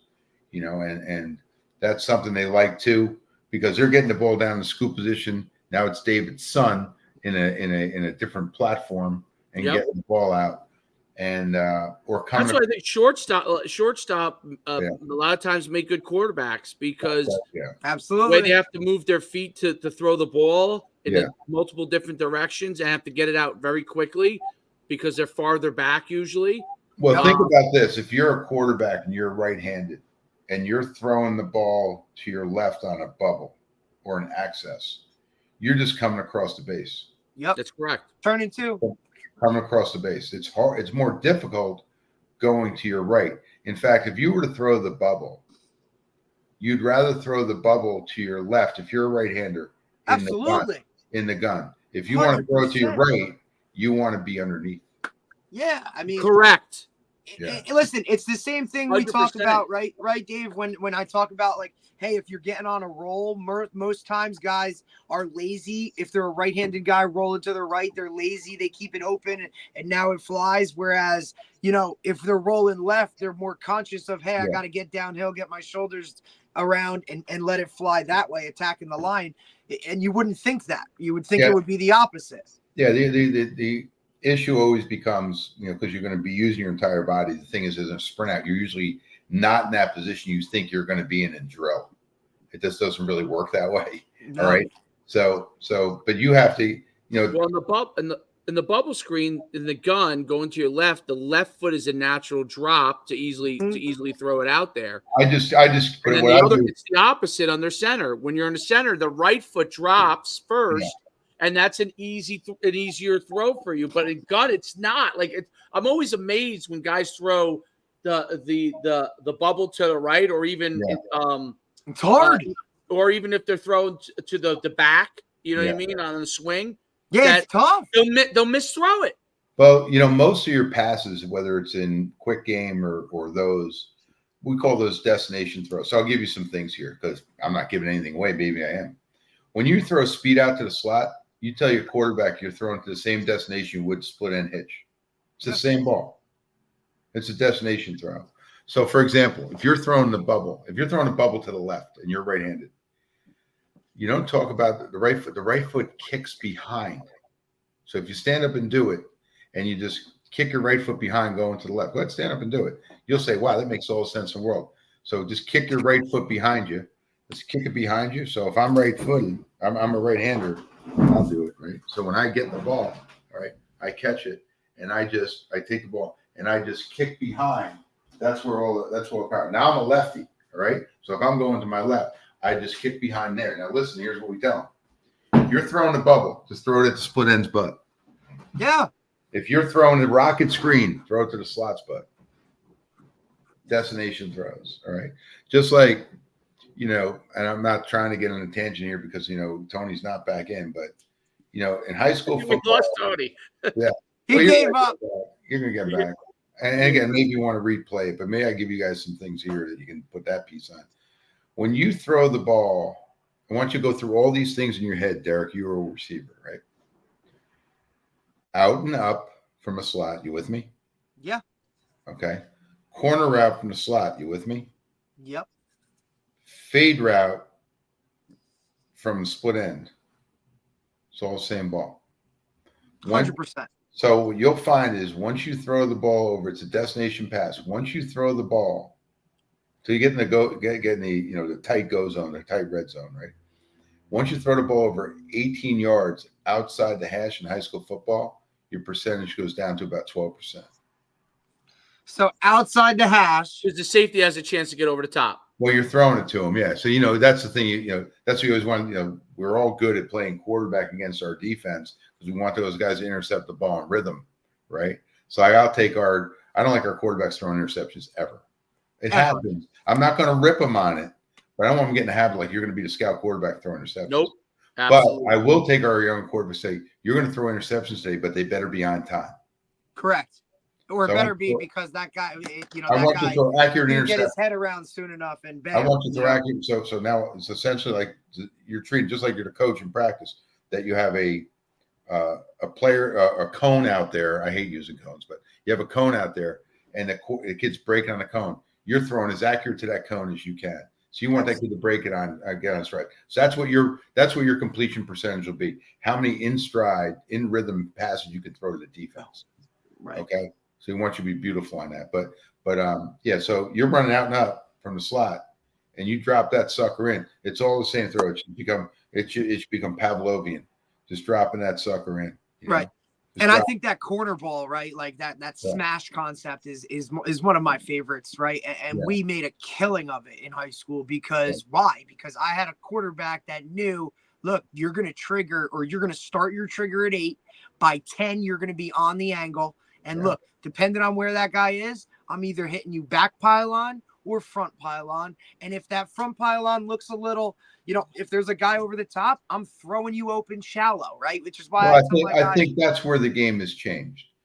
From when I was a kid, nobody threw you open, right? But you threw guys open on the basketball court all the time. All the time. What's an alley-oop? Yeah, but you can't defend above the rim. I mean, but that's but I mean, thing. My thing too, right? Like I could sit here and even my entry passes, right? Like if I put my entry pass in a certain spot, bro, where you can come off that block or whatever, now we're good to go. Well, watch the kid. I just love that corner ball, man. That corner ball is so. Watch that kid from Purdue, the big fella, right? Oh yeah, we were just talking about him yesterday. Was it Eddie? Eddie. I mean, watch. I mean, he's been coached up, but where the ball's entered is everything. And every ball that they would enter in, that where they lead them, they let them into trouble. If they bounce past it, now it's down with all the rats. Yep. I mean, so you want to keep that ball up. You want to be throwing it in his face because he's so nimble. You don't think he's nimble, but he is. There's a lot of things going on there that are tremendous because he's still in his infancy. Oh right? My goodness! Yeah. Just wait till he gets to the league and gets with like a real now he's going to be bodied up and whatever. I mean, he'll be fine. He'll be fine. What do you think about? We just talked about that, Dave. Were we just having this conversation yesterday? Like, hey, his transition to the league, like he's going to have to get more athletic. Yeah. Well, this poor David asked this question when he was at Saddlebrook, and we were not very good at Riverdale yet. He had just left, and we used to go up to Old Japan and do 7-on-7, which is gone now. All right, where Bob Valley would bring his Crest kids over with Old Japan, and we got work like every Tuesday night in a sane way. All right, we're really teaching. And Dave's coaching his kids at Saddlebrook. He just got him. He's saying, look, he knows the kids from Riverdale. Says that kid can't get off the hash. He keeps throwing a corner around. He can't get around. So what the solution has become is safeties are flying off the corner, right? Flying. Now, guys are getting really good at corner post. Absolutely. I mean, and you guys, again, talking to Derek about it, it's corner post, bang. It's not corner post. No, it's not a 3 ball. It's not a 3 ball, no. Right? Like either give me a 1 if it's clear and that's and that linebacker is nowhere to be found, then I have that win. Bro, give it to me right now because I don't know where that backside safety's coming from, or I don't know how aggressive that corner is, or even that backside linebacker. Maybe he's got a nice drop. Football's easy when you're on offense. You want the defense in the pass game to run the hypotenuse of a right triangle. Absolutely. Right. Or when you're on defense, you want the ball to travel the hypotenuse. Now, because when you watch a pro football game, It's the first, and now the college guys are pretty good too. It's the first time in football. We don't teach this in high school because the ball moves faster than a player in high school football. In the pros, it doesn't. No, it does not. Faster than the ball. And I think that's the biggest transition. And we've seen it a lot, right? When we bring up our younger QBs to the 7-on-7 world, it's like, look, like you need to throw that thing now, dude. Like, and I think the timing of things and the windows start to shrink. And it's like, look, that's open. And oh, coach, that wasn't open. Well, it was open, but you have to throw it now. I think that's the biggest thing for the younger guys is their ability to know when, like, the guy's always open, buddy. It's like you just got to throw it this point. But here's the thing: you want to tell your kid you're working with your quarterback thinking this. That's where the ball has to be. If the kid doesn't catch it, we can't be result oriented. We got to get a better guy. Right. So that's where terminal routes come in because you need to see some success, right? Absolutely. The next thing is your quarterbacks look at 3 things every time they pass a football. I try to tell them don't throw the football. That's what I see in baseball now. He throws 101, but he can't pitch. All right. So I heard some moron say something. I heard some moron say something. Greg Maddux couldn't pitch today because he pitched to contact. Right, that's what they say. He'd find a hole in that guy's swing, and that guy would never hit the ball. Dude, Stanton would have 50 more strikeouts. Yeah, so here's something for your quarterbacks, right? If the only time the quarterback leads a guy is when the quarterback's essentially stationary, I don't call it a drop. He gets back, and there's a guy running, he leads him. Everything else he throws at him. So if the quarterback's moving and the receiver's moving, you throw at him. You learn that in basketball all the time. You find out who stinks in basketball right away. Real quick. Fast break, they try to lead him when they're at the foul line and the other guy's at midcourt. You got to throw the ball at him. Again, destination, right? So he's moving, you're moving, throw it at him. You're stationary, he's moving, lead him. You're stationary, he's stationary, throw at him. The only time he ever leads him is when the quarterback's stationary. And that was my question was about body types, right? Yeah. So different body types as receivers, different things allow you to want to do different things with the ball. Not necessarily with the ball, but how you get him the ball. Yeah. And so it's funny because all the years of coaching, until I coached 8-year-olds, I never realized how important the body type of the individual and what their like how fast they are, and where you give them the ball so they can do things, right? So it's just so important. Like we have this weird dynamic, which you have at a high school level too.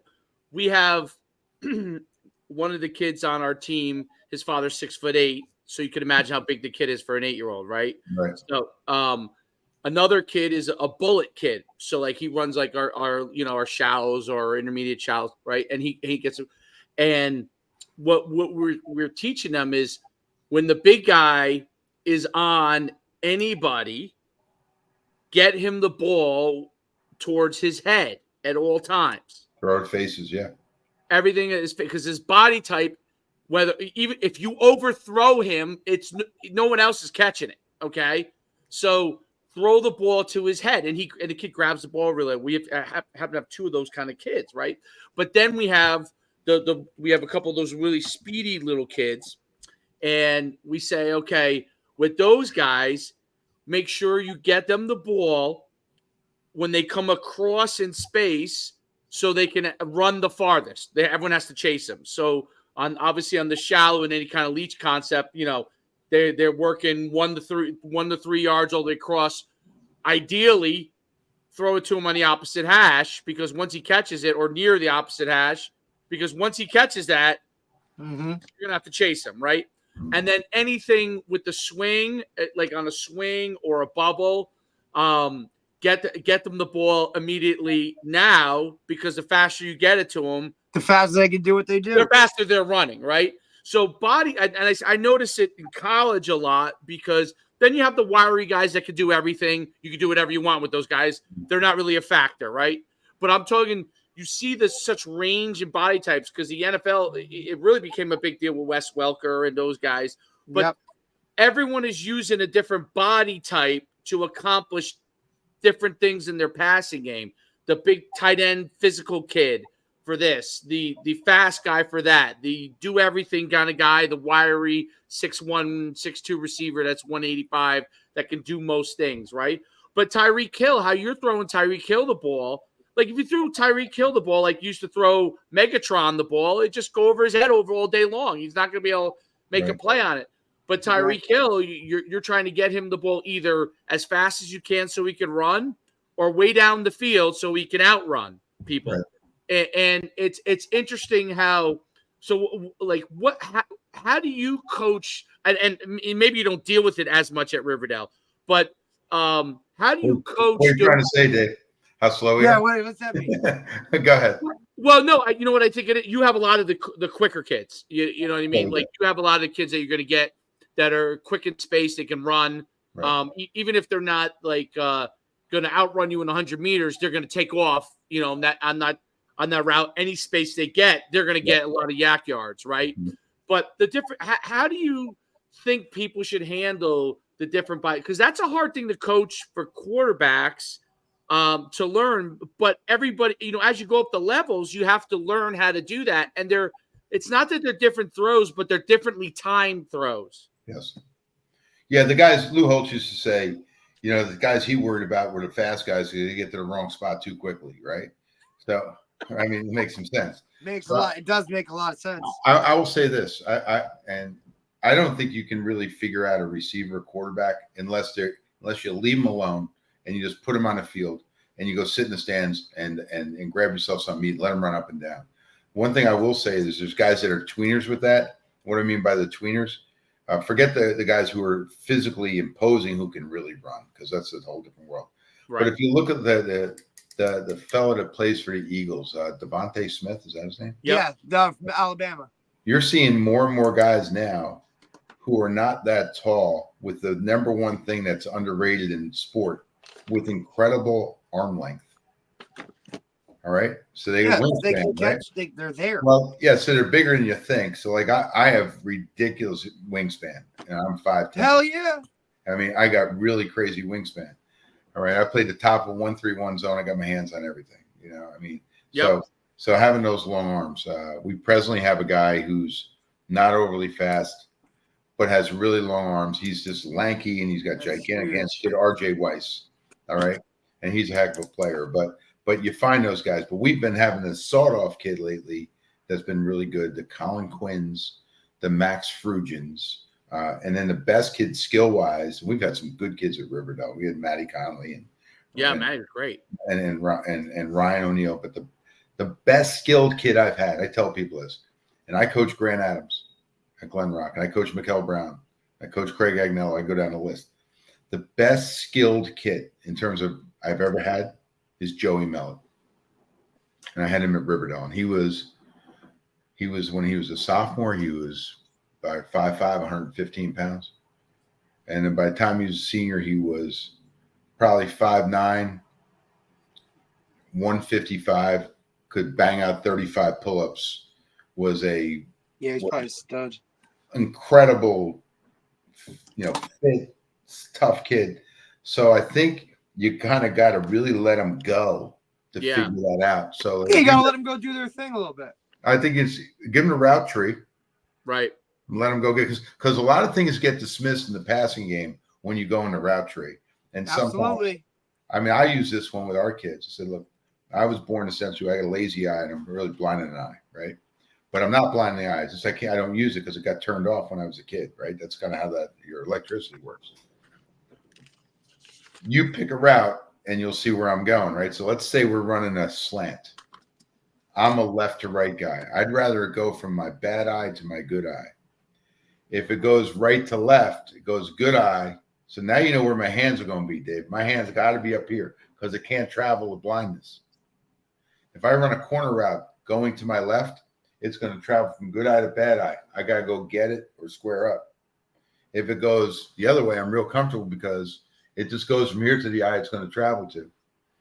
So out route to the left, got to get my hands up. To my right, I could do almost anything. All right. So it's kind of interesting with that. You don't know that with kids. Some kids are better to the left side than the right side. You got kids that can play in motion. Other guys, you can't put them in motion. Yes. You know, 100% right. Some guys are it's like some guys can go across motion, some guys can go in a shorter motion. And I loved motion. Yeah. And I'm actually the opposite. I don't love motion that much. No. See, as a player, I don't like motion. I loved it. I use it for get game and stuff, but I didn't love it. You know why? Because like, and I remember in the old days, like you used to use motion to see if they're playing some sort of man or not. Man or some shit. Yeah. But I don't like motion because I feel like there's ways I use it, but all the time, because I think what happens is it's another thing for kids to remember. Yeah. And what happens is when kids have to remember things as they're running across, my experience, and I haven't always had, although Red Bank was much better than other places have been, but like when I was at Powell Park, the less I motioned them, the better they were.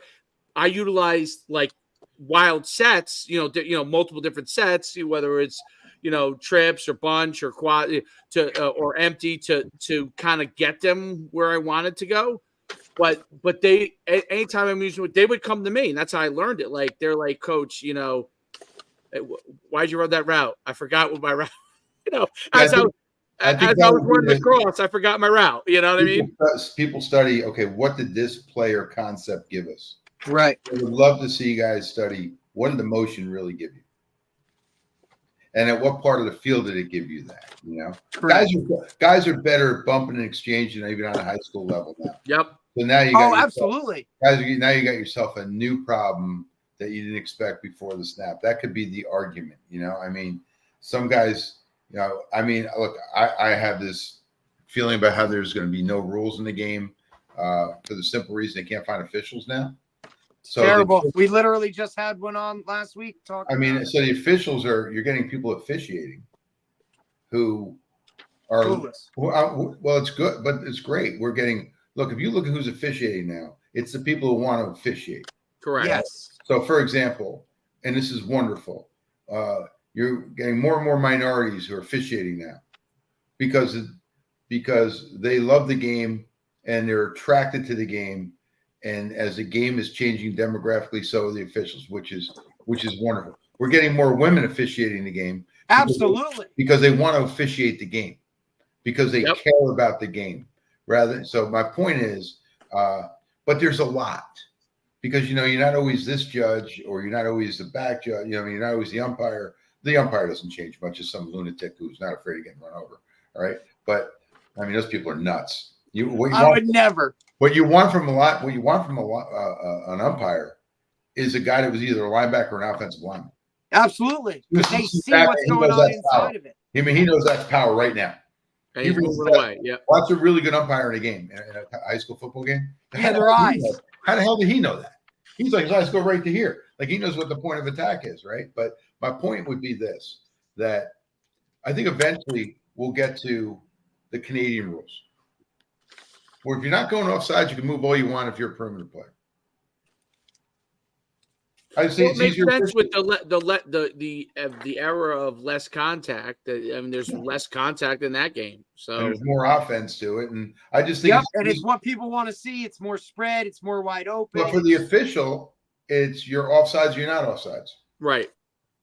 That's it. Yeah, that's got to be a hell to call with the motion.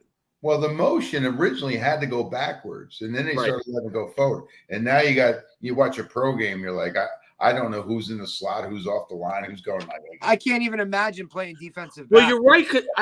That was the whole controversy with Tony or whatever, right? Like they're forcing that the ball's here, and they're forcing them to step right up to the ball, where some of these guys are now stepping over the ball. Yeah. With what happened to Tony, and they're yelling at him, but I'm sure in practice all day long they're going, get your butt on the ball, right? Well, now they're so used to that guy who's on the ball, so used to literally stepping on the ball that they're lining up. I've watched multiple NFL games where to me I'm like, these guys are offsides, like they're offsides. So it's funny that. Tony, who's a wild card to begin with, he always ends up getting picked on, but he is. that's why he was arguing. He's basically arguing, this is what I've been taught. Like, I'm arguing, this is what you're teaching me. And now I'm getting released. The scapegoat. Right. Which he's probably half right, because if he's not a super aware guy, he's a bullet speed guy. Maybe he's not a super aware guy. And you keep teaching him to get on the ball, and he hears it over and over again. And now he's thinking, I'm not on the ball. And now he lines up off sides, right? And I see that in the NFL over and over again, because those slots, to me, look like the guys who used to be on the line. Correct. Am I right? Like, they're literally on line with the offensive linemen. Yep. So I could see, and I haven't paid enough attention in college to see if that's an issue or not. But at the NFL, definitely an issue. Like, I see those guys so far up on the ball, and I'm like, wait a minute. Like, they called offsides. I'm like, oh, was it the slot guy lined up on the line? No, it was Tony actually stepping over and literally physically being in the neutral zone when the other guys look to me like they're on the line. Like, that would be on the line for us in high school. I think what they say is this. I think the officials say this. Oh, come on. They're out there. They're So if nobody goes in motion, there's not an issue. 100%. Nobody says boo. That's the best part about it. I mean, so I don't watch the pros that much. But obviously, when I do, it's, after the high school season's over. Right. It's late in the season. And the first thing you say is, wow, that's not what we're playing. And you guys know that if you're in a room with people that aren't involved in football or didn't play football, they're yelling at things. You're saying, like, those guys are really hitting each other hard. Yeah. Like, they don't understand that. They don't get it. Like, you want to bring a helmet to a gathering and put 2 helmets, put a helmet on somebody, and then take a helmet and just put it, I don't know, this far from their skull, and just say, I'm going to hit you 20 times like this. Boom, boom, boom. I'm going to go to the front of your head. Boom, boom, boom. And I'm going to go to the other side. Boom, boom, boom. I'm going to do that for 20 each. And then you're going to be ringing. And I'm going to say, multiply that by a blank amount of times and think about being an offensive lineman in a high school practice. Imagine. I mean, how many times you go? So it's incredibly physical, guys. And people have to understand what these people go through to play it. So, I know this didn't turn out the way you wanted to, but I appreciate it. And, no, it was great. The information in it would be great. I feel bad for Tony. Right. I still want to know where Tony is exactly. Well, you could have a clinic. What happened to Tony? Poor Tony. Coach, I'd love to get on your Zooms too, if that would be something. I'll do that. You guys, what's your email, Derek? First name dot last name at yahoo.com. Makes it nice and easy. So Derek dot. You want me to put it in the chat? I'll put it in the chat for you. I'll put you. I got it. And what are you at, Yahoo? Yep. I got it. And if you'd like to do our come in on our on any of the special teams ones we do on Wednesday nights, I mean, I'll send you the link. It's really good. We had the dude from Monmouth spoke, on kick return. We had Mike Sierri. He came in, and Michael talked. Coach Sierri will talk forever. I mean, God, he just never stops. So every week it's like somebody else coming in talking about. I mean, I think we have a guy next week coming in talking about muddle huddle. Okay. Are you guys? Oh, that's my thing right there. Are you guys coaching with a high school right now? I am. I just took a job at Brick Township High School, so 5 minutes away. I'm excited. I'm still in semi-retirement, DJ. Well, that's nothing wrong with that. I'm on. Could be the 4th year. Although I helped Old Japan, breakdown film the last 3 years. But do you enjoy that? I enjoyed it a ton. That's a great gig, dude. I enjoyed it a ton. The only thing, if I do it again next year, I want to, for the first couple of years, I was getting lots of parameters, so it was great because I knew. Then it became tell me exactly what you see, and I really had to watch a lot of film to figure out what the other guys are doing. It's a little harder without parameters, but it's but I mean I'm basically going off of what I like versus what, exactly what they like, which the parameters help me kind of do a little bit more what they like. But I know I know his offense and defense. Like, I know what Joe runs and I know what Dunn runs. And I've seen it so many times that they kind of just, give us what, and we'll use it or not use it. But yeah, this year I haven't, This year's been interesting down here in the shore. So there's a whole lot of like moves. Yeah, a whole lot of transition. It was funny. I was up for the petty job, but you know who it went to, right? Mark Fabish. Mark got the petty job? Yep. Mark got the petty job. And I just saw it. Mark got the petty job.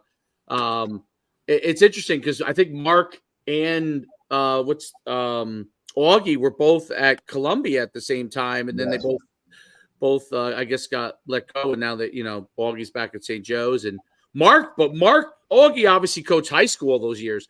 Mark's been in college for forever because he was Monmouth forever. And then, Penn and then Columbia. So that'll be interesting. But Petty's over down where I'm not sure. It's funny because I enjoy coaching the little guy. I never thought I would, but I enjoy coaching the little guys, and obviously it's because my son's is on the team, so that kind of helps with it. And he loves football, so it's one of these things where me and Derek always talk about it and say probably would be basketball could be his actually best sport, which is. I'm like, you're definitely not related on my side since I was a wrestler when I was younger. It took me years to learn how to put the ball through the hoop. But because how you were talking about your arms are long. He's got these crazy long arms, and they always start him out at like shooting guard or something like that. And he plays now on a AAU team. But eventually, what happens is they got to move him. They move him over to the point because you know what happens. You can't get by those arms. Yeah. Like his arms are to he'd be perfect on the top of a 1-3-1 defense. Right, perfect. Yeah. Oh yeah, his arms are to the floor. Or you could put him in the back, and he's like, listen, yep. Dave's whatever. I think he's going to be a safety because he's long, he can run, and he's got all that. Yeah. That's what I think. And he's like, he kind of knows the game as QB. But then again, I put everybody on the defensive side of the ball in college because they can just play more. But that's me. But Troy is he does everything. You know what I mean? Like he plays all of these other sports, which I think just helps him in the long run, right? Like I tell Dave all the time, like I know he can chuck it, but go put him at receiver, go let him do all this other kind of stuff, receiver. And he loves it. The kid runs track, dude. He just likes baseball. Sports. Like it's you should see him at baseball, sports. Dude. He's cranking stuff. Like he runs. I think he likes sports more than I do. I think he just likes sports, like just literally likes. You ask him anything about the New York Jets, he knows everything that's happened on the waiver wire, dude. Like he's plugged in. Plugged in. He'll send me on his iPad. He'll send me a message. He'll be like, "Hey," he goes, Diggs to Texans. He's 8 years old. Diggs to Texans. Yeah, like he's like these messages. Like I'm like, how'd you know Diggs to Texans? He'll be general manager. Yeah, that's honestly that's what he would go, buddy. By that point, your aunt will be somewhere big, so you can slide right in, dude. Yeah. That's what he should be. That's what he should be. Is like a GM. He likes the whole. Like his favorite thing in Madden is he goes, all right. He gives me a piece of paper, and he goes, all right. We each have 25 picks, okay. And here's the pool of 50 guys. I go first, and you go. So he gives me the 50 guys that we have to choose from. He's got 25 he could pick. I got 25, right? And we went through it, and we had our teams. And then he realized, the cap, because in Madden you have the cap, right? Oh, really? So, okay. Yeah. They do it like coach. It's like if you want to this is what I'm talking about. I don't blame guys for thinking they can come out here and call plays after winning on Madden because it is that intricate. You know what I'm saying? That he's on the waiver wire and he's picking up this guy, but it's a salary cap, and I can't. The great thing about the cap have a 99 QB with a 96 running back because it's too much money. So how do I do this? Wow. Like it's crazy. Well, my son rigs it. So what happens is like I go and get because there's a cap, but I don't know exactly what everybody's making. But he puts all these 50, the better guy, all the best guys that he knows, puts them on there, and eventually we're gonna run out of cap, right? But what he does is, but by the time I actually play against him, I'm like, how is this guy on your team now and this guy on your team now? He's like, oh yeah, well I had $800K to use, so I grabbed him. He's the third guy, and then I put him over on my team. And I'm like, well, do I get to do that? He's like, no. He's like, you got a couple of men. So what does he end up doing? He starts hitting me with completing passes to like his third and fourth guys who I can't cover because I got a guy that makes, I don't know, the league minimum covering them. So I got a guy cover. He's got the guy that's making like 2.5 million. That's like the third guy. Well, it's a mismatch. So I have my good guys on his good guys. He's mismatching me with his 2.5 million guy and my 600K guy. He's like, I'm killing you. You can't coach. I find it's humorous. It's going to get worse. Oh, it's good. Oh, it's good. Yeah, he thinks. First of all, he says, hell yeah. He goes, I can't believe, because I've had to show him they have some of the old Saddlebrook films on YouTube. So I had to show him because he doesn't believe that I was a good athlete at all. Like you can't do anything. I beat you in everything, So I said, well, I get it way worse. He goes, you're not good at anything.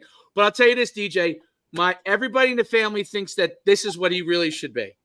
Okay, a half miler. Because he goes and runs. We have this. Dude, he runs forever. He runs. He runs. They have in the fall this like cross country. He runs on the cross country team, but he's playing football, so he doesn't make. He goes to practice, but he doesn't make really any meets. But the end of the year, they have this thing called the Run for the Roses, and he basically goes without ever running in a meet.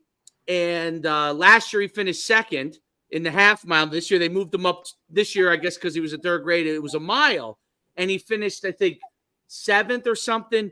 And I'm telling you, this kid, like, he hasn't run a race until this.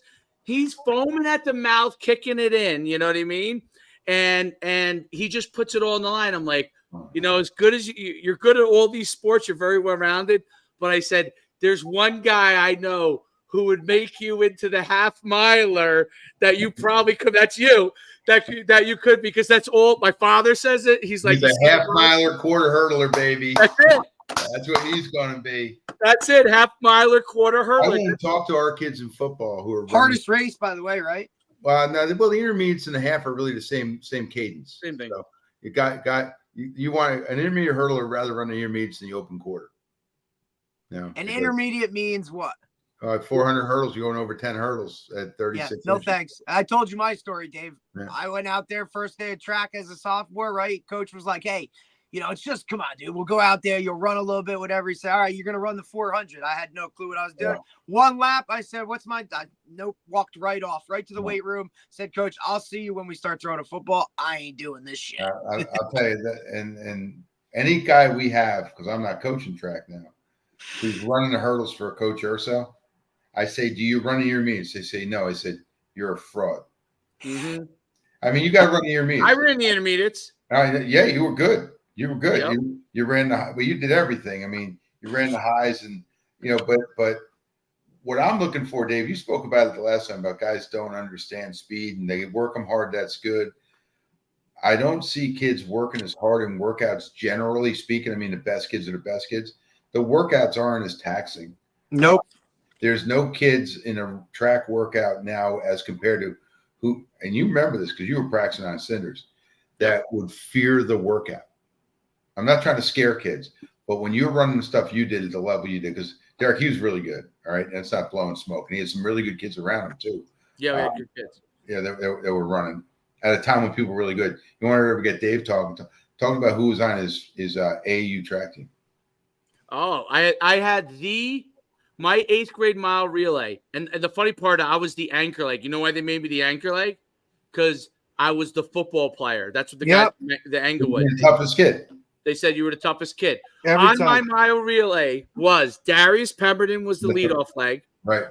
The best guy was the third leg, which was Jeff Ware. Okay. Jeff Ware was second because he used to blow the race open. Jeff Ware, who his father was the head of Englewood Rec. His sister is an assistant track coach now at Felician, but he never. I don't know exactly. He went to Paramus Catholic. I don't know exactly what happened, why he never. But he ran the half mile in 8th grade in 2:04. Right. So he was our second leg. He was really the best quarter miler of all of us. The third quarter miler was Anthony Hampton. That's right. Anthony Hampton, who went on to run, probably, I don't know if he still does, but he held the state record at one point in the intermediate hurdles. I think he was 51 something. Yep. And it was funny because in 8th grade, we used to race. Anthony was a 200-meter hurdler, and so was I. And I beat him every time in 8th grade, as well as beat Darius Pembert every time in 8th grade. And they were in 7th. And Anthony, by the way, was only in 6th, but he was a year older. Right. But he was the biggest 6th grader I've ever seen in my life. He was. I was in 8th grade, and I was 5'10". Okay, in 8th grade, Right. which was gigantic. He was at least 6'1" in 8th grade, 6th grade, at least 6'1". Yeah.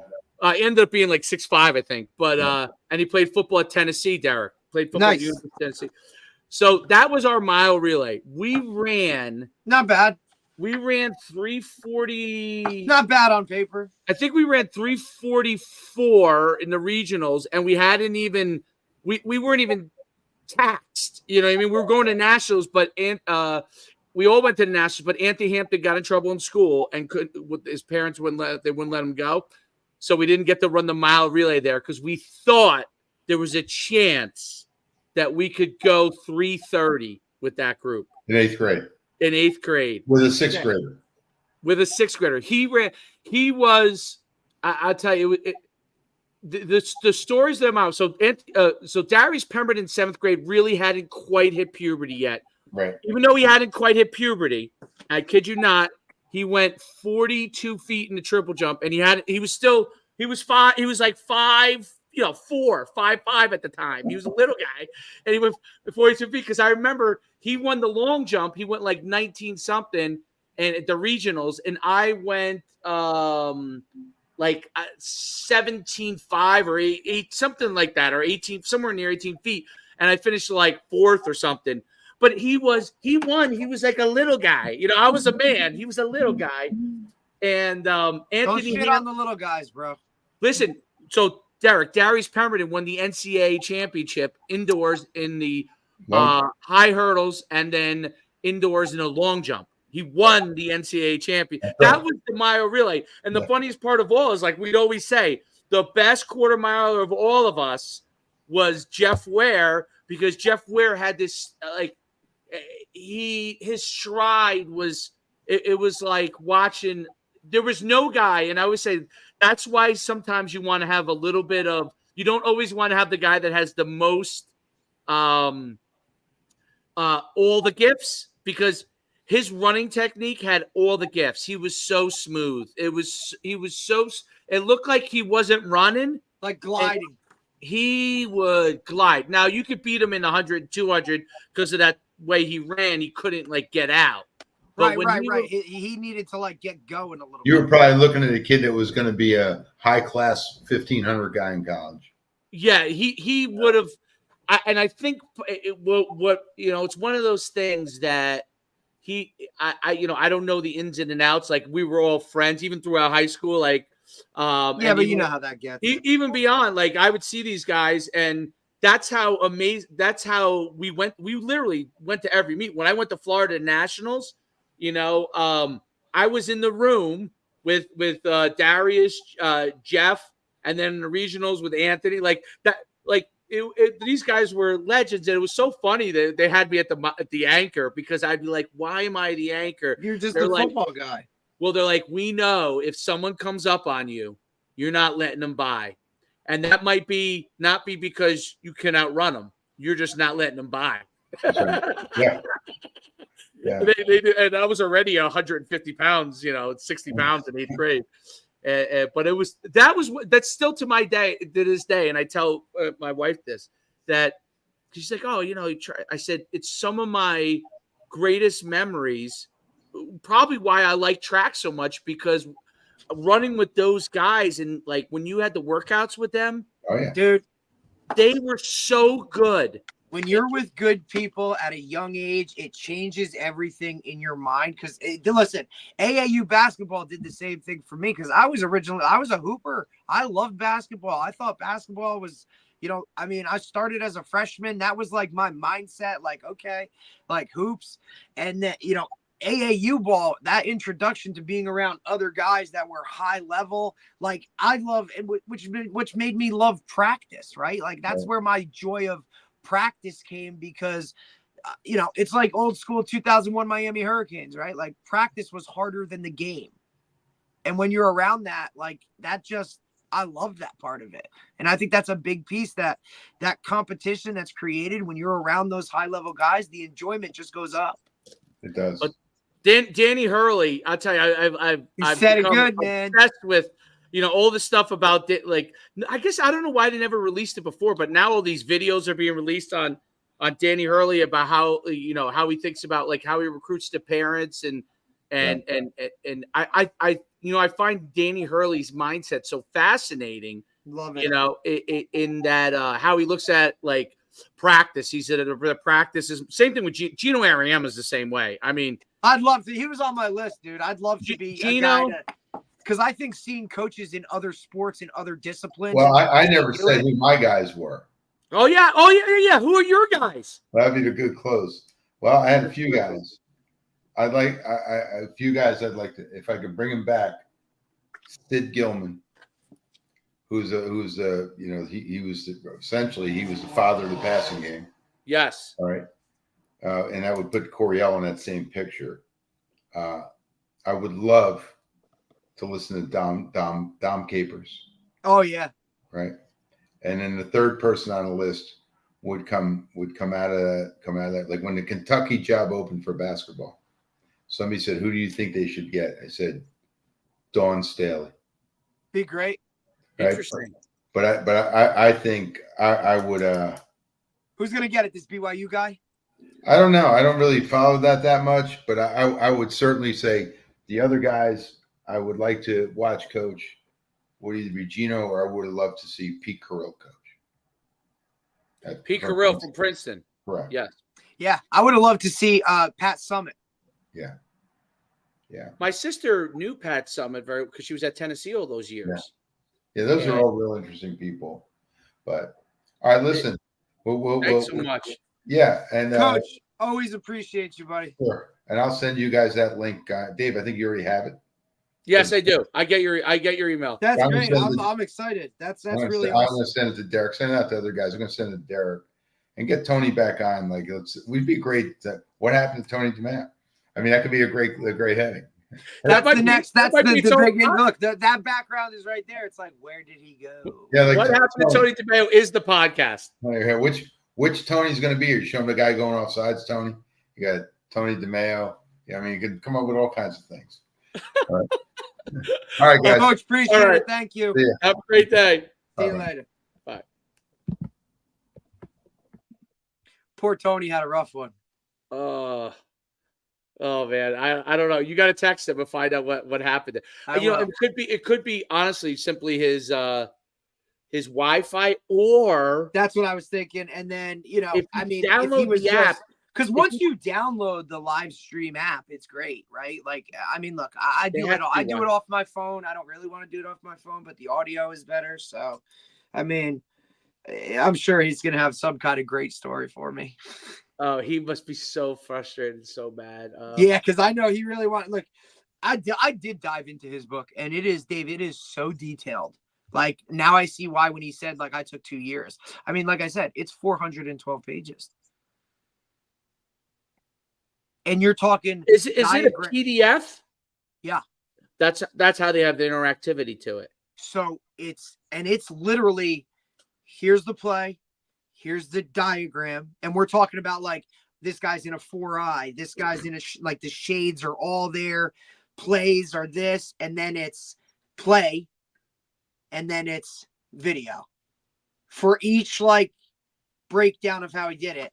I can see why it took a lot of time. I can see why, some people would be against it because it's not your old school, let me read a book like type of thing. But I mean, I think for a guy that's really like, you know what I mean? Like guys that really trying to diagnose it and really run it. I mean, there's so much detail that's put into it. It's incredible. It's a great buy. Anybody that wants to run option football, man, like, Is that on Coach's Choice? Where was? Yeah, or is it on his site itself? Like you can literally just like type in Tony DeMeo and Google it and whatnot, and it'll come up because I believe he has like his own website or whatnot. I really wish we could have got him to plug it, but what I can do is I can get it and I'll post it out. And it's on like coachtube.com, right? And all that kind of stuff. Oh, like okay. all those sites that like release and go from there. It's on Amazon, right? Intro to the Triple Gun. You know, look, he's a guru, dude. Guru. I mean, we're talking like it's wild. And he does. Look, he was the first book I read. It was the first book I read on the triple option when I became head coach. The second book I read. I dove into it because like he's got a whole thing on jet sweep. So I was like, okay, how do I like? And the video is linked to it and all that kind of stuff. It's really good. It really is. It really is a good situation. So I'm gonna have to talk to him and see what he's got. All right, yeah, let's He's like sitting there on the couch and shit. DJ is amazing, dude. Like that guy, every time we sit down and talk to him, like I'm like an absolute sponge. And I just have the utmost respect for him. You know what I mean? Especially knowing that as a player, I had to compete against him.